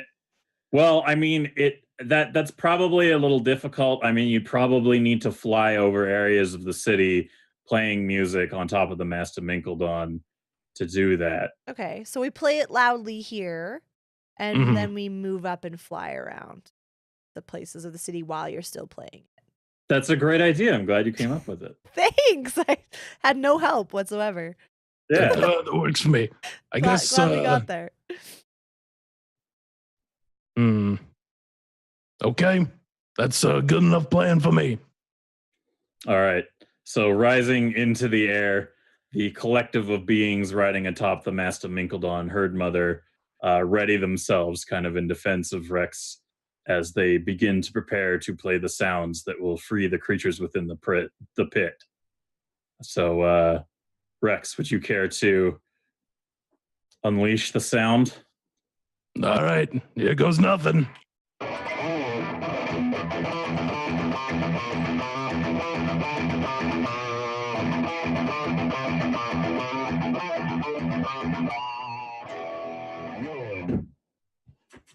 And then there's 1,000 bits that come out of nowhere from Master Minkledon. saying, "Yes, ride me harder, mommy." But Thanks, I hate it. back to the story. All right. That's just a side effect of what happens when I play stuff like that. Yeah, you get the sense that that's something that isn't really related to anything, but had to be said. As the notes kind of reverberate through the pits and enclosures around you, amplified 100-fold by the considerable audio strength of the Master Minkledon, you begin to hear another noise in response. The sound of hundreds of locked cages swinging wide, and and 100-fold more collars dropping to the ground. It doesn't take long before the more ambitious creatures in the depths of the darkness below begin to stir and break clear of their captivity. And very shortly, you can all make out the shapes and forms of what looks to be a myriad of all kinds of lethal monstrosities crawling and jumping and otherwise ascending their way free of this pit. Hate-filled eyes eager to unleash their primal rage upon their captors. What would you all like to do in response to this? Go on a break much. because people need to pee. Sorry. Yeah. I didn't know if you saw the message still. All right, cool. So we're going to call a quick break so that everybody can take care of their bio issues, and then we will resume our adventures. So, what would you guys like to do in response to this this breakout of creatures? Holy God in heavens! That's a lot of creatures! I should definitely whip out my what the fuck is this thing called? I always forget. The automatona? My automatona. Fluid, yeah. To calm down the creatures that I assume are heading headfirst into us. We're in the air not though, heading aren't we? for you. They're leaving and they're going just all leaving. over the city. They're just getting the riot has been incited, yeah. Yeah, Yes, can I try to use it just to like calm them? I don't know if you want them calm. I mean, this is a big I guess distraction this is what we're to create. Yeah, the whole point was to create a diversion. Okay, yeah. It would probably be more fortuitous to take this opportunity to go fly over to the slave quarter and start unlocking some collars. Okay. Then that's what we'll do. Sounds about right. And you hear some guy down below before he's consumed by one of the monsters is XKYG, thanks for subscribing with Twitch Prime. He's like torn apart. Oh, it was a sub. I thought it was a follow. Thank you. Oh, it was a follow and a sub. And a follow. Oh, it was a double whammy. Thank you. It's almost like that happens a lot here. Save Pip. It's almost like that. I know. Yeah, we will definitely save Pip. Don't you worry. I'm not forgetting about my little Pipperton. I would never forget about my Pipperton. What a name. All right, cool. So you're the rising into the air with speed. The Master Minkledon clears the lip of the pit, kind of rocketing into the sky above the city. There is sort of a brief moment of awe as you are all treated to a bird's eye view of the grand scale and intimidating scope of the demonic city and its starless, swirling void of a sky above, before reality settles in once again as the slave quarters begin to come into view before you. As your flying, living assault craft kind of swoops down to buzz the ramshackle roofs of the area to deliver the sonic message of freedom to the people, more and more random projectiles, both magical and otherwise, are hurled ineffectively towards the underbelly of the Master Minkledon with each pass you make from above. The attacks kind of glancing harmlessly from your mount. And as Rex continues to play the song of his people for everybody to unlock the collars, you can kind of hear the chaos down below as people are starting to break free from their collars. But eventually, however, winged cultists begin to shoot up from the streets below, and a squadron of airborne demonkin come chasing after you, their hands wreathed in purple balefire. And now it's time for everybody to play Protect the Guitarist. Oh, shit. So, because this is aerial and there's no hope in hell of me representing this in anything but like lined up tokens, as you can see here, we have your tokens are there, and then we also have above the cultists who have currently taken to the air to come after you guys. So now we have our little bit of combat here. So just an explanation for everybody again. Just select your token and hit the roll initiative button, and then add your green number, which I haven't actually added to Rex fucking thing. So I'm gonna just fix that real quick. So he's got initiative. He's got hit points. Did I do that right? Or did I do it wrong again? No, it didn't. I will take a look in a second. Oh, it worked. Oh, it worked. That's going to be my only good roll for the night. Oh shit, that's a good roll. Damn, girl, right? Well, now we all die. I'm waiting for the okay to roll for initiative. Yep, just 1 second here. I have to associate the referred things with initiative, behavior point, and hit points. There you go. So now if you click on your little token, you can see that the red marker is your hit points, green is your initiative. So you would add 4 to your roll, basically. So roll d20, add that as a modifier. Yeah, no. You roll initiative. So you click on your token, you hit the roll initiative button, and then you would add 4. And that adds you to the turn order. Also, clarification, since this is like pounding music all around us, our collars, I imagine, have also popped off? Oh yeah, when you guys played the music to open the beast pits, that's when all of your collars came off too. Okay. So now you're just flying around with collars off. Okay. Kind of like trying to. The idea is you're flying over the slave quarters, playing this song, this tune over and over again, so that the collars are unlocking, right? Yeah. And you guys are trying to protect Rex while he continues to do that. Okay. As you kind of like buzz overhead. So here we go. Could you do me a big favor? Yes. Could you just move that cultist over? He could stay up top there, but would you mind moving him over a little bit more to like the left so that I can make our like everything a little bit more even bigger so people can see our character pieces? Is that better? It looks like it hasn't moved. Wait, what? Why isn't it Well, moving? they all moved on mine. Did they? I saw them all move, yeah. None of them moved. Weird. Hmm. Okay, There, are they I up see- there now? Yeah. Hold on. It's just that one dude on the far right needs to be brought a little closer, if that's okay. I know he's supposed to. Can you zoom in on your stream and I'll take. Oh, on the very. Do you see Oh, what he I shouldn't mean? exist. Sorry. Oh, okay.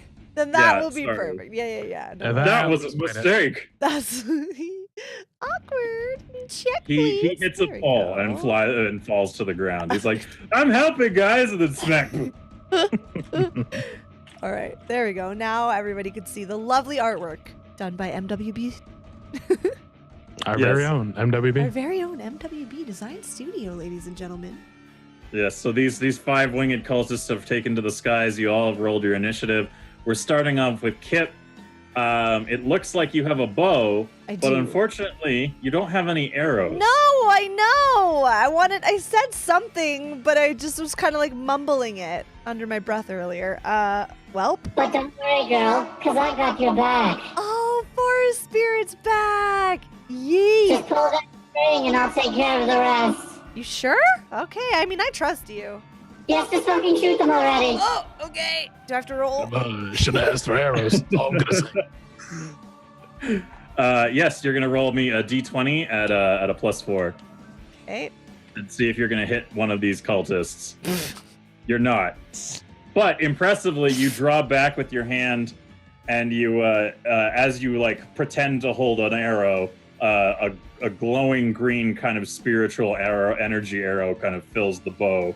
And as you let go, it sails off. But the cultist, seeing this, is like, "Oh, dicks!" and kind of like dodges out of the way. So the attack goes sailing by, and now we're on to Keefe. Keefe, what would you like to do? I'm gonna try and throw some fire. Yeah, now it's time for you to light Now's some the other time, people on KV. fire. Light them up. I'm gonna light everyone on fire. Okay, I'm gonna try and throw a fireball at this dude. All right, cool. So you're gonna wind up and just try to like Kamehameha fireball this dude out of the sky. Uh-huh. All right, cool. So yes, roll me an unmodified d20 for that. No. That's unfortunate. However, it has been a while. There's a bit of a change here in what happens.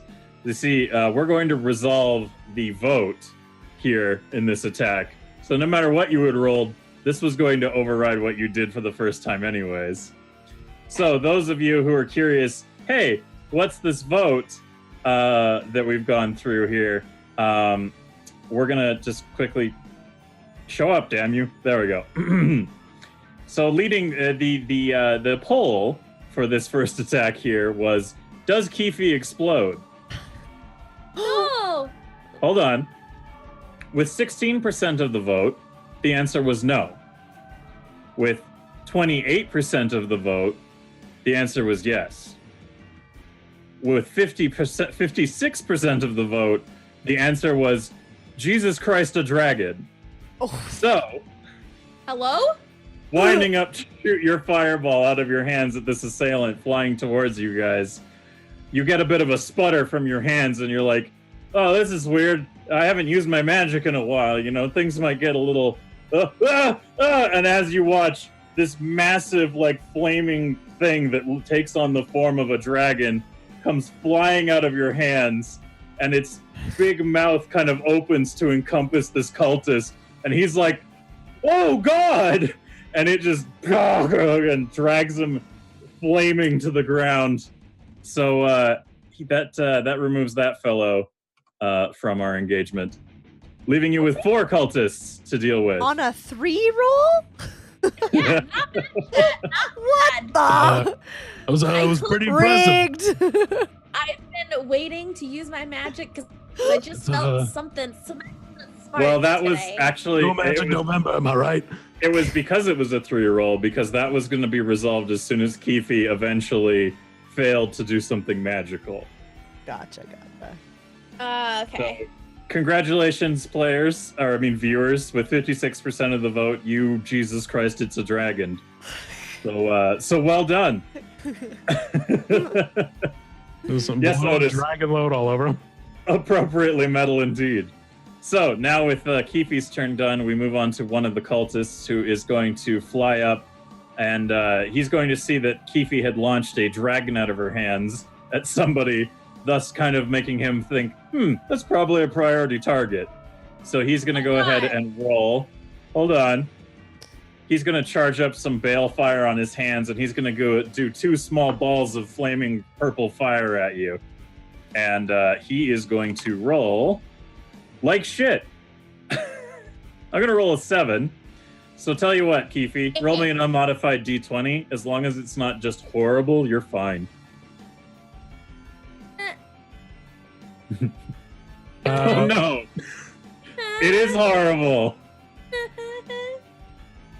So their grazing hits. It's a very lackluster. One of the balls smashes ineffectively into the Master Minkledon.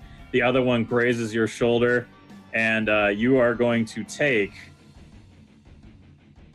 10 points of damage. Oh God. 10 points of hit point damage. It's flaming. It hurts. It's bad. Damn. All right, moving forward, we now have Laszlo. Laszlo, are you going to unload your pistols on one of these flyers?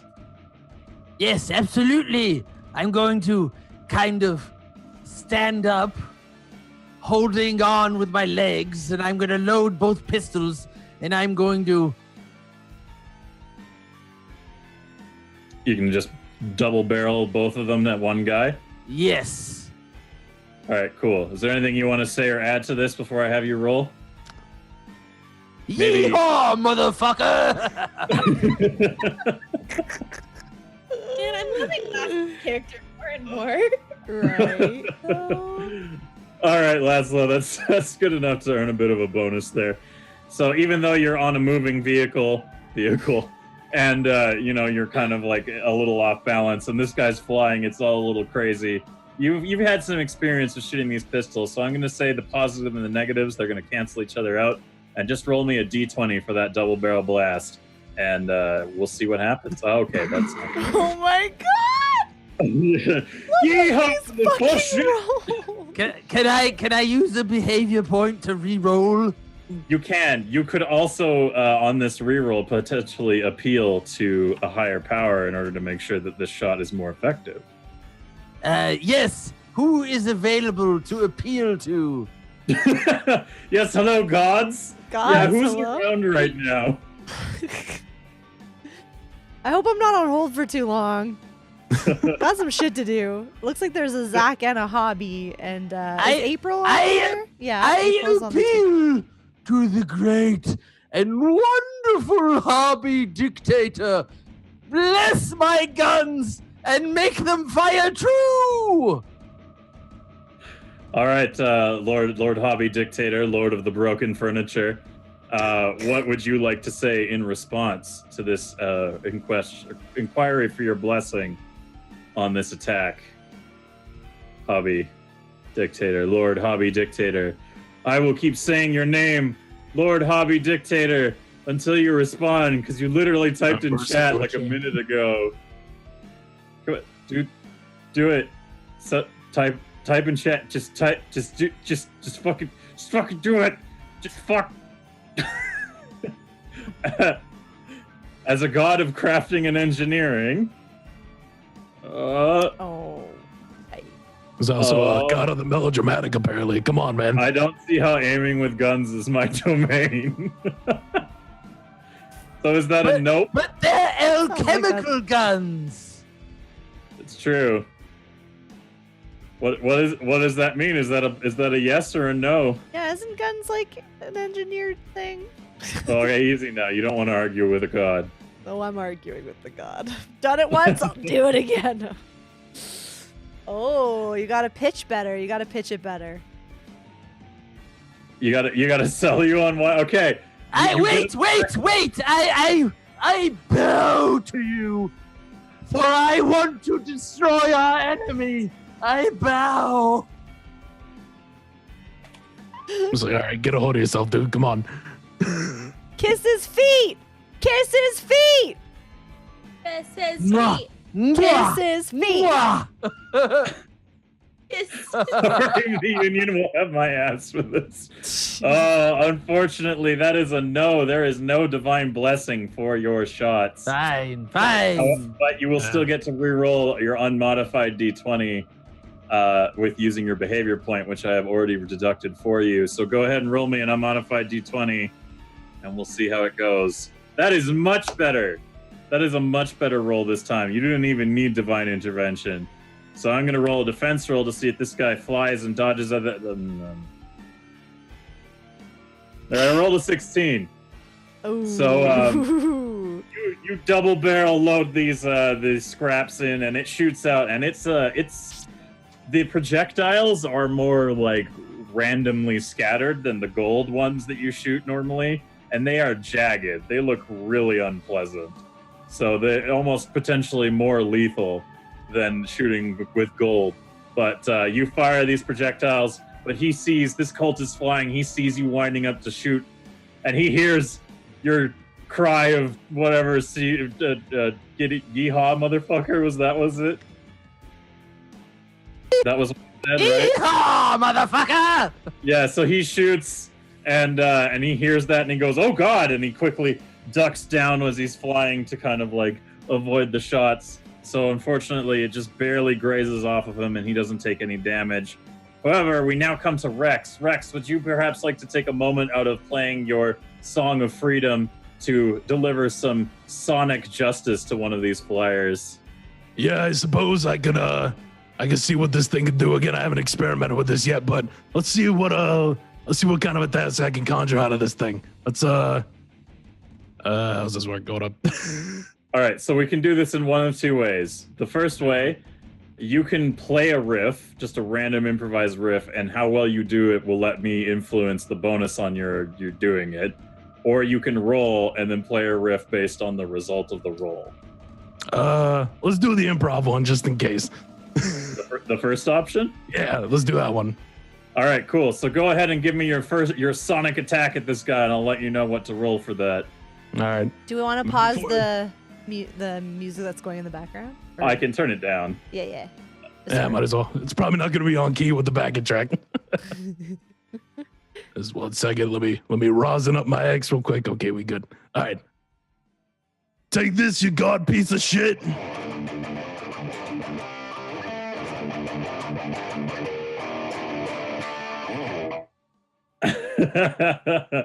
Excellent. So we hear that sonic assault come forth, and that was excellent. You know what? I'm going to go ahead and give you a +5 to a D20. So go ahead and roll me a D20 at a +5 with that attack there.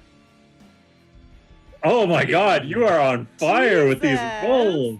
Nothing below a 20, my god, except for that one time sneaking, but otherwise, everything else across the board. Stealth isn't important at the moment. It's fine.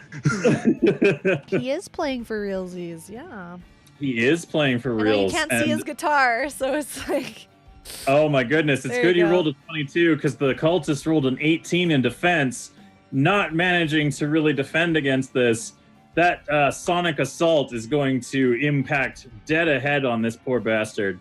So what I want you to do is click that button, hit roll damage, and I want you to roll me 4 dice. So just type 4 with no modifier. That's a lot. Okay. Oh, ow. That is going to clip his wings pretty hard. He's going to stumble and fall down. So he's not out of the fight, but he is definitely reeling from it. He's not going to feel so good on that attack. And that means that the next guy in turn order we're going to skip and move on to the next 2 cultists who are going to attack now. Delivering their attacks, the cultist now kind of winds up and tries to chuck a fireball at the man who just knocked one of his friends out of the sky momentarily with a sonic assault. And he's going to wind up and same thing, kind of double baseball of fire at you. And he is going to roll a critical failure. Yeah, fuck. You don't need to dodge. You don't need to dodge. So he's gonna go winding up to try and chuck that, but he's not very accomplished on this task, and he's gonna send those shots kind of like blaring past you. And unfortunately, we're gonna do another roll here for one of his friends on the other side. Oof. Hit one of his stray little bale fireballs is gonna smack right into his other friend there, flying on the other side of the Master Minkledon, and it is going to do. Oh, it's gonna sear him. He's gonna be like, dude, what the fuck, man? But now it's that guy's turn. He takes that hit, so he winds up and kind of tries to do the same to Rex. Tries to take him out offline because obviously he's one of the biggest problems here to deal with, and he rolls a 3. So he misses. He don't do so good. Which brings us now back to Kip's turn. Kip, what are you going to do? Jeez, where the hell did they get all these noobs? It's a very good, very good. Hey, Forest Spirit, you the Forest Spirit? Oh, hold on. I think. Are you? Yes. Oh, yes, hey. Yes. So I think we should try this again, but I'm just wondering, are you able to make like a couple arrows fly out and hit different enemies? I mean, like, I get what you're saying. Like, because they're flying, instead of one arrow, you want like a rain of arrows almost. Yeah, I'd love that if you could just do that. I mean, yeah, that's probably doable. That seems reasonable with my, abilities and all. Okay, let's try that. And can I call upon the PPs? Yeah, yes. To bless I don't the know shot? what it is. Sure you could. Okay. I'm gonna call upon, this is so dangerous because of how he treated me last time, but I do believe in him. I am calling upon Lord Zach of the Boras to bless my rain of arrows that are magical and green and cool and shit. Please Please, you've seen how terrible my rolls are. I Back out the need sun. your help so much, Lord Zack of the Boras. Bless this shot. What do you say, Lord Zack of the Boras, with He your says, huge I have a pee-pee? huge pee-pee. Do you use your massive pee-pee to bless this rain of arrows in taking down one of the opponents before I'll the... bless your Give him a massive massive pee-pee pee-pee. if you... Oh, jinx. Yes! Thank you! Fantastic. So coupled with the power of the forest spirit, backed by divine intervention, not only from a great god of the forest, but one of the great gods above, the god of dragonkin and things draconian, you channel this shot, and I want you to roll me a d20 at a +9. I'm gonna say a 9. Woo! Come on, Damn. please! Please! Yes! Yeah, there you go. And now we're gonna roll a quick defense roll on the poor sap on the other end of this hail of arrows. I critically fail it. All right. Seriously, it's amateur hour right now.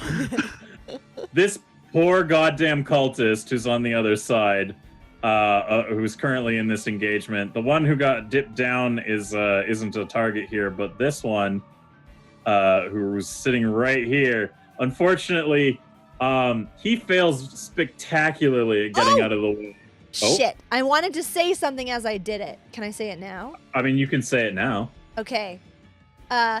Eat my arrows, you cheese bags! All right. Suddenly your arrows go everywhere, but not the target. No. Oh, man. You unleash this hail of arrows to bring this cultist out of the sky, and as he's flying, he's just so terrified he can't move as he's flying in this massive hailstorm of green arrows perforate not only him but his wings, sending him plummeting to the ground below, knocking him out of the engagement. So we now move on to Keefe. Keefe, what are you going to do to take out some of these cultists? Dude, I said, I'm gonna fireball this other motherfucker. All right, you're sorry. I was muted the first time, so it didn't have to Oh. Okay. So roll a d20, and this time I'm going to say add a 2. 2. Oops, that was 25. Okay, that was that's. 25. I was like, how did you do that on a d20? Fixed it. Oh, fuck. Can I take the first one? Yeah. Can I take it's, the first one? No, but you can, if you want, use a behavior point to re-roll it, and then appeal to a god to increase it if you wish. We have no more gods, do we? April, Jakiri, and April. Oh, April's Yes. a new god. Maybe she'll be real Yes. super nice.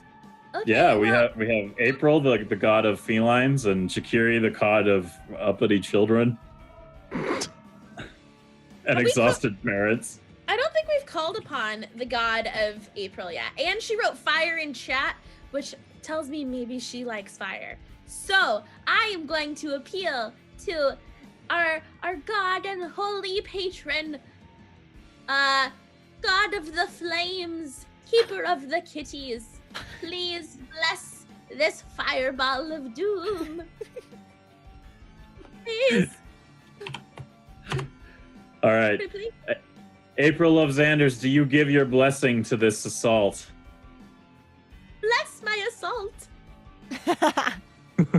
Meow for sure.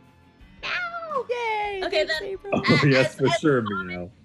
As homage to my patron and god, Oh. April, while I attempt this roll, I'm going to meow fiercely All right. as I am attempting to throw this fireball. All right, I'm going to give you a +5 for this roll this time.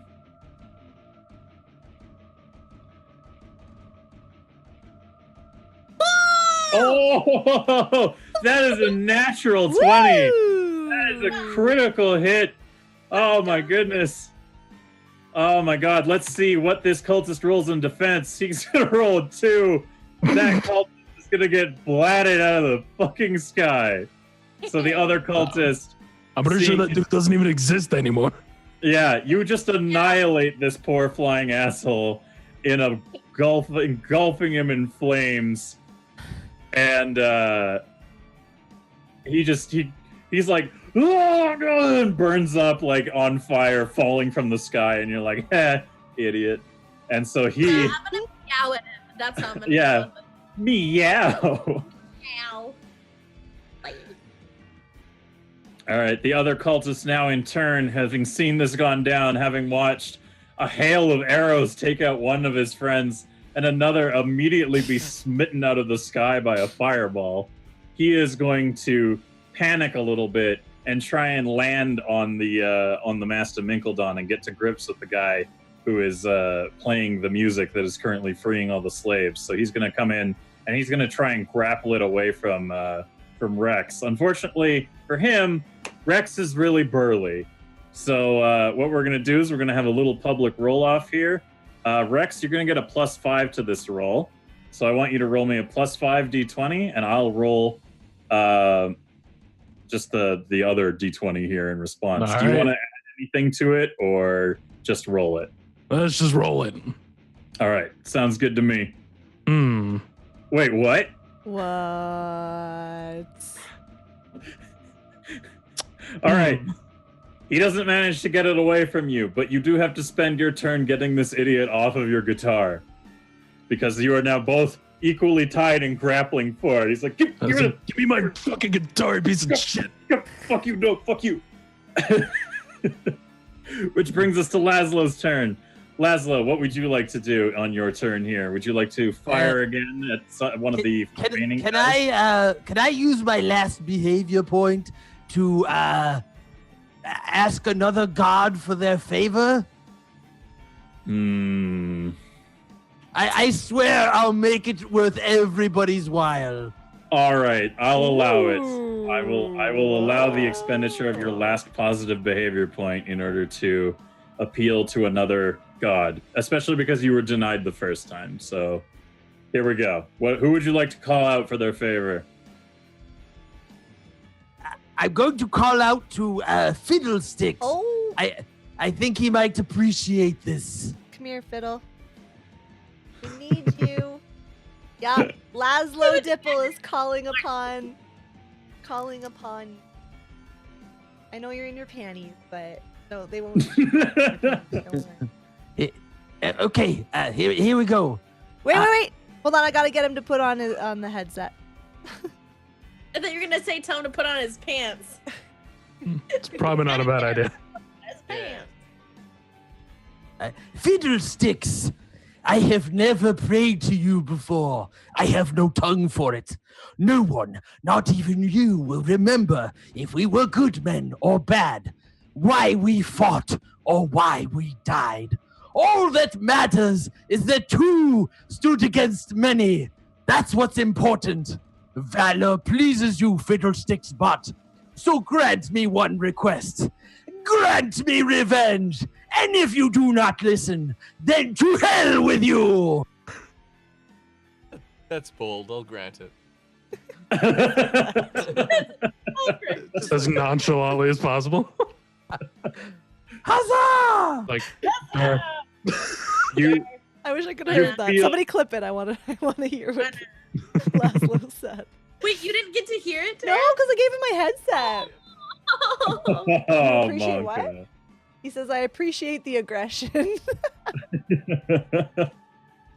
All right, with that appeal to Fiddlestick Spot, Lord of Creepy Scarecrows, you have received the blessing of one of the highest known honors in our pantheon to date. There are two current actual gods in our pantheon, and you have now received the blessing of yet another.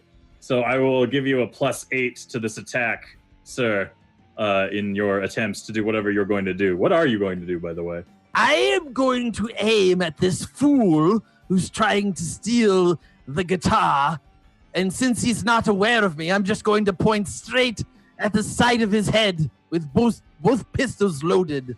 Are fire. you gonna do Trinity from the Matrix dodge this to his head? Yes. Is okay. Do you have any witty lines to deliver? I think that was it. Dodge this. Dodge this, cheese bags. Stay fresh, cultist.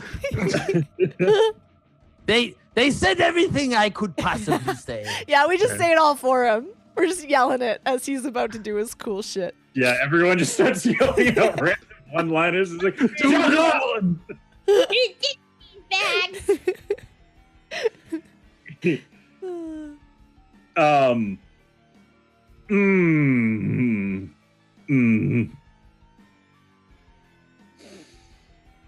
Well, Bullshit. Oh my god. the dice, the one god we all have to listen to, unfortunately, is the god of luck and dice. And unfortunately, even with that +8, Laszlo has managed to roll a critical failure. I was gonna say, did he forget to add the bonus? Nope. Oh, That was the bonus. It just ended up being a crit fail. That's like, of course, the luck that we have here. legit. The godliest bonus ever, and we crit fail. You know? Welcome to Minkles and Dragons. We have a thing for that. We do. There it is. There's a thing? Yeah, crit fail. Okay. Yeah. So unfortunately, even with that bravado and the divine blessing before you, your pistol, you put it to the side of the guy's head and you deliver a witty one-liner, and he looks over like, oh god, my time is now. And there is a click because you unfortunately failed to load it with any ammunition. Can I tell Fiddle? This is why I don't pray. Even with all of your mighty powers and the +8 to Laszlo's roll, he only rolled a 9, so he failed miserably. Maybe he shouldn't have been so aggressive. Hubris will be his downfall. So unfortunately, Laszlo's attack there has no effect. It's a really embarrassing moment for him as he sits there like, oh yes, bullets. However, we're on to Rex's turn. Rex, what would you like to do to get this asshat off of your guitar? First of all, after that massive fail attempt, I just look over. It's like, you useless motherfucker. Hi. Let me. And I say, I guess I got to take care of this myself. So, to the best of my ability, I take my free hand, shove this guy off, and try to hit him with the axe part of my axe. All right. Push him away and swing down with as much might as I can. All right, cool. Are you going to potentially, you know what, tell you what, I'll do this as 2 rolls. The first roll is you'll see if you can actually break free of the grapple. And the Let's do second that, yeah. Yeah, okay, so first one, give me an unmodified d20. I'll say that's good enough. Actually, you know what? I'll do a private roll just for sakes. Yeah, he's gonna roll an 11. You're fine. You managed to break free of the grapple, and now you're gonna like wind up and kind of send him off with your axe. Yeah, I grab my axe in one hand and just say, "Don't you touch Malenci again, you piece of shit!" And I swing down as hard as I can onto the back of his neck. Oh, you're going for the decap strike. I'm gonna try and decapitate this motherfucker. All right, that's fair. Do you want him perhaps appeal for some divine blessing from Jakiri, our final remaining yeah, god? you know what? I'll try and appease some of your gods. Let's see how this goes. Wait, You gotta do a have- thing. I have the exact way yeah. to appeal for this. Yes. second. Yes. Oh, yes. Yes. I think I only need to play the beginning of this for the appeal. So this is my appeal to Jakiri. Jakiri.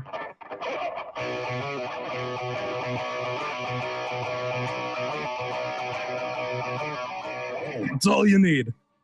That should be enough. What say you, Jakiri? Either Jikar or Kiri, do you present the blessings upon your combined godhood to this attempt to I decapitate? call this one in my axe I thrust. Looks like it worked. All right.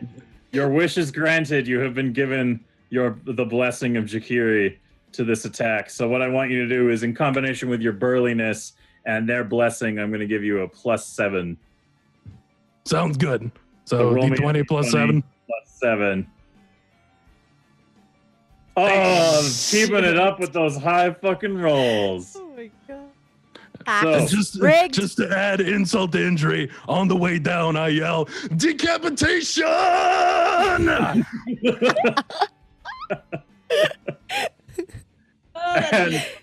And in true fashion, the cultist, in response to this, to try to dodge or defend himself, rolls a 2. So, yeah, the guy who flew out of the sky to try and get a piece of the pie is now gonna fucking die. So, boop, there is no head on that man. You have decapitated him. Damn right. Congratulations. The final cultist, as he kind of recovers and flies up to try and engage you guys, you can see in the distance, as this kind of fight is continuing onwards, that as he flies up to try and engage you, more cultists kind of come streaming in from the ground below to kind of join this offensive, and it's not looking too good at first, but as you guys kind of watch this engagement as they're flying towards you to try and get you guys to stop fucking freeing slaves. Oh no, you know what? This one isn't all that good of a choice. Let's do another one. Gotta ruin the moment there, buddy. Yeah, let's go back to this song. This one has a decent load in. As you continue struggling against the increasing number of airborne opponents, you all quickly begin to take note of the roiling mass of chaos starting to unfurl below you. Hundreds, if not thousands, of enslaved and subjugated people below, with the assistance of your companions, have begun full-on revolution in the streets, drowning their oppressors in furious hordes of naked, hate-filled bodies. Washing with pride in your hearts as the people's justice you have wrought, several dozen flight-capable members of the revolting slaves take to the skies in your defense. Some begin latching onto and dragging the pursuing cultists screaming from the skies, while others, held aloft through magical means, begin to engage the cultists with their own defensive spells, causing them to break off their pursuit of you to deal with a more immediate threat, leaving you clear to continue the work of freeing slaves all around the city. You manage a few more generously loud airborne concerts of freedom over other sections of the city before steering the Master Minkledon straight towards the massive temporal fortress that serves as the headquarters and residence of the most trusted and important members of the cult that hold dominion over this place. With the vast majority of the enforcers below struggling to turn back the tide of revolting slaves storming their way through the city, along with the odd random escaped giant creature utterly devastating everything in its path, you land more or less unopposed on the roof of the fortress. Nice. Congratulations, Hell everybody. yeah. You've managed to incite a revolt in the city, and you kind of you've made your way to what is essentially the final destination of this area.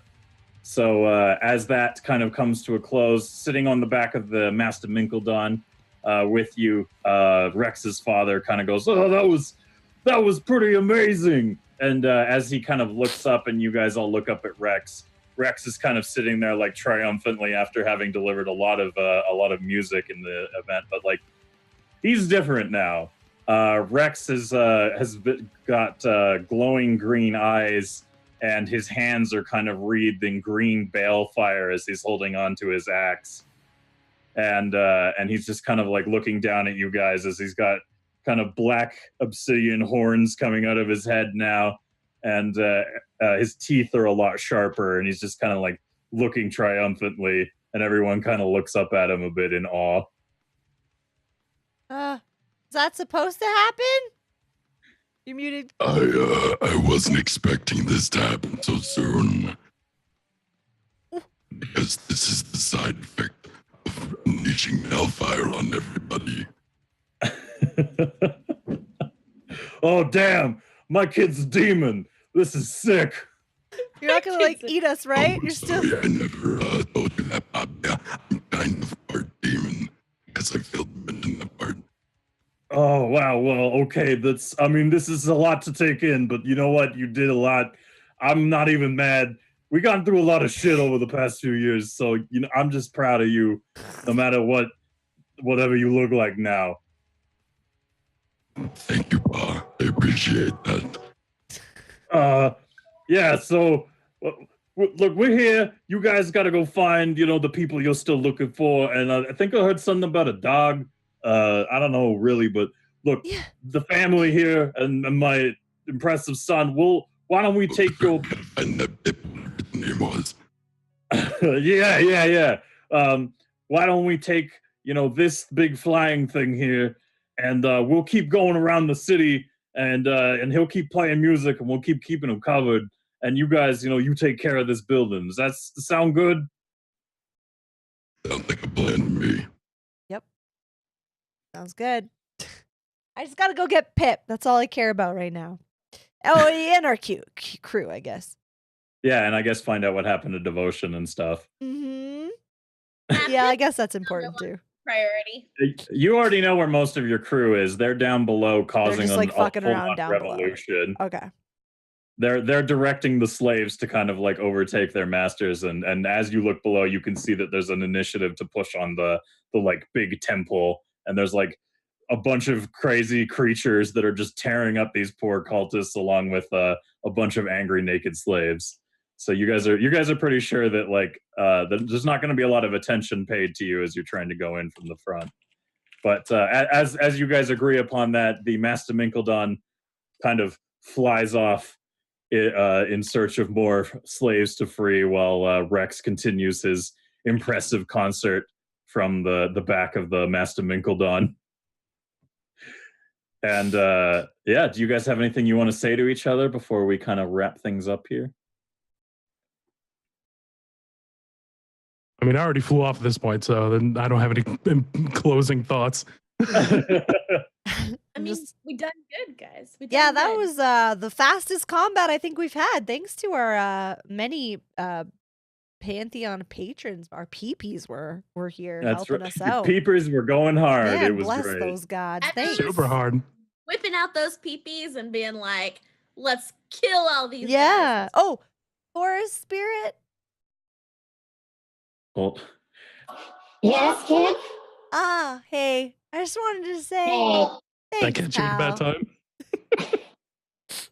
Thanks a lot. You're really helpful. I don't know who Yeah, you well, are, I mean, but that's what I'm here for. You're the seed seeker. I mean, we have a bond now.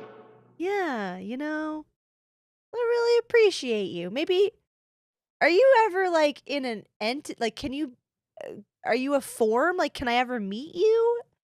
I mean, I'm the forest. You met me by being inside of me. Oh, you're the whole forest? See, I don't know enough about Yeah. you. Oh.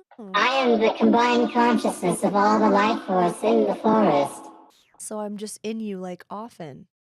No, I'm in you often. As in always.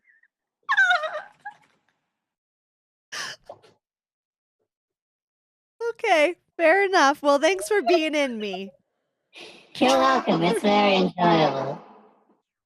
All right. Hey, wait. Really quick question. Last Yeah. one. Okay. You respect my privacy, right? Like if I'm getting changed or naked. I mean, when I was fused with you, you were completely naked, so I'm not sure of the difference, but I suppose I could placate you by saying I don't pay attention to your nudity. Okay. Because, like, what if I'm with somebody and we're getting down to business and, like, I'd prefer if maybe you weren't there. I will In refrain me. from providing encouraging words. I only need one thing in me, So, okay. I don't. Encouraging Oh words, my. that could be good. Close Yeah. your eyes and give me words of encouragement. Perfect. I'll make a note of that. Awesome. You're the best. We're going to have some good times together. Yes. Later, homie. Goodbye. Homie. Later, homie. That's the voice inside my Stay head. fresh, cheese bag. Fresh. I just look over at my crew again, probably just staring at me like, what the fuck? And I'm like, yeah, just spirit, Kid's forest, broken spirit stuff. All right. So is that everything? Anyone have anything to say? That's it. before That's I it for go to the me. final line? Keefe, anything for you? Nah, that was just weird. So I'm, Great. I've left everybody speechless. Awesome. There's like a moment where everybody's like, what the fuck? Just And then you imagine just gotta like get back she's to saying it. all this out loud and it's just a one-sided conversation. Yeah, like Seriously. imagine what I said, not included. That's what you Yeah. are. Oh, so you're in me. Like, Yeah, like just so bad. where he glances between Keefe and Laszlo. Someone talking on the phone, just like, what kind of fucking conversation are they having? Oh, God. Amazing. Oh man. And Kid is anything from you, sexy. Laszlo? voice inside her head while she's standing next to me. I'm just speechless today. That's I have nothing to say. Bye, Holmes. Ben, I rescind all belief in God. God is bullshit. Yeah, they can be pretty ruthless, those gods. It's a toss up. Toss up. I don't know. They've been kind of nice. To you. They did me all right. So there you go. All right. Only Laszlo and Kip have been fucked by the gods. Okay, I need the extra Yeah, help Fucked by the probably more gods. than any of us. That The extra gods help will does remember. not only save me, it saves the party from disaster. All They're right. doing me a service. So, turning to face the doors leading into the interior of the temple, you steel yourselves for what lays beyond in the dark depths of the demonic megastructure before you. What will our heroes find within? Find out next time on Minkles and Dragons. Stay fresh, cheese bags. I love you guys. Oh, wait. We still have 8 seconds. Awkward. 6, 5, 4, 3, 2.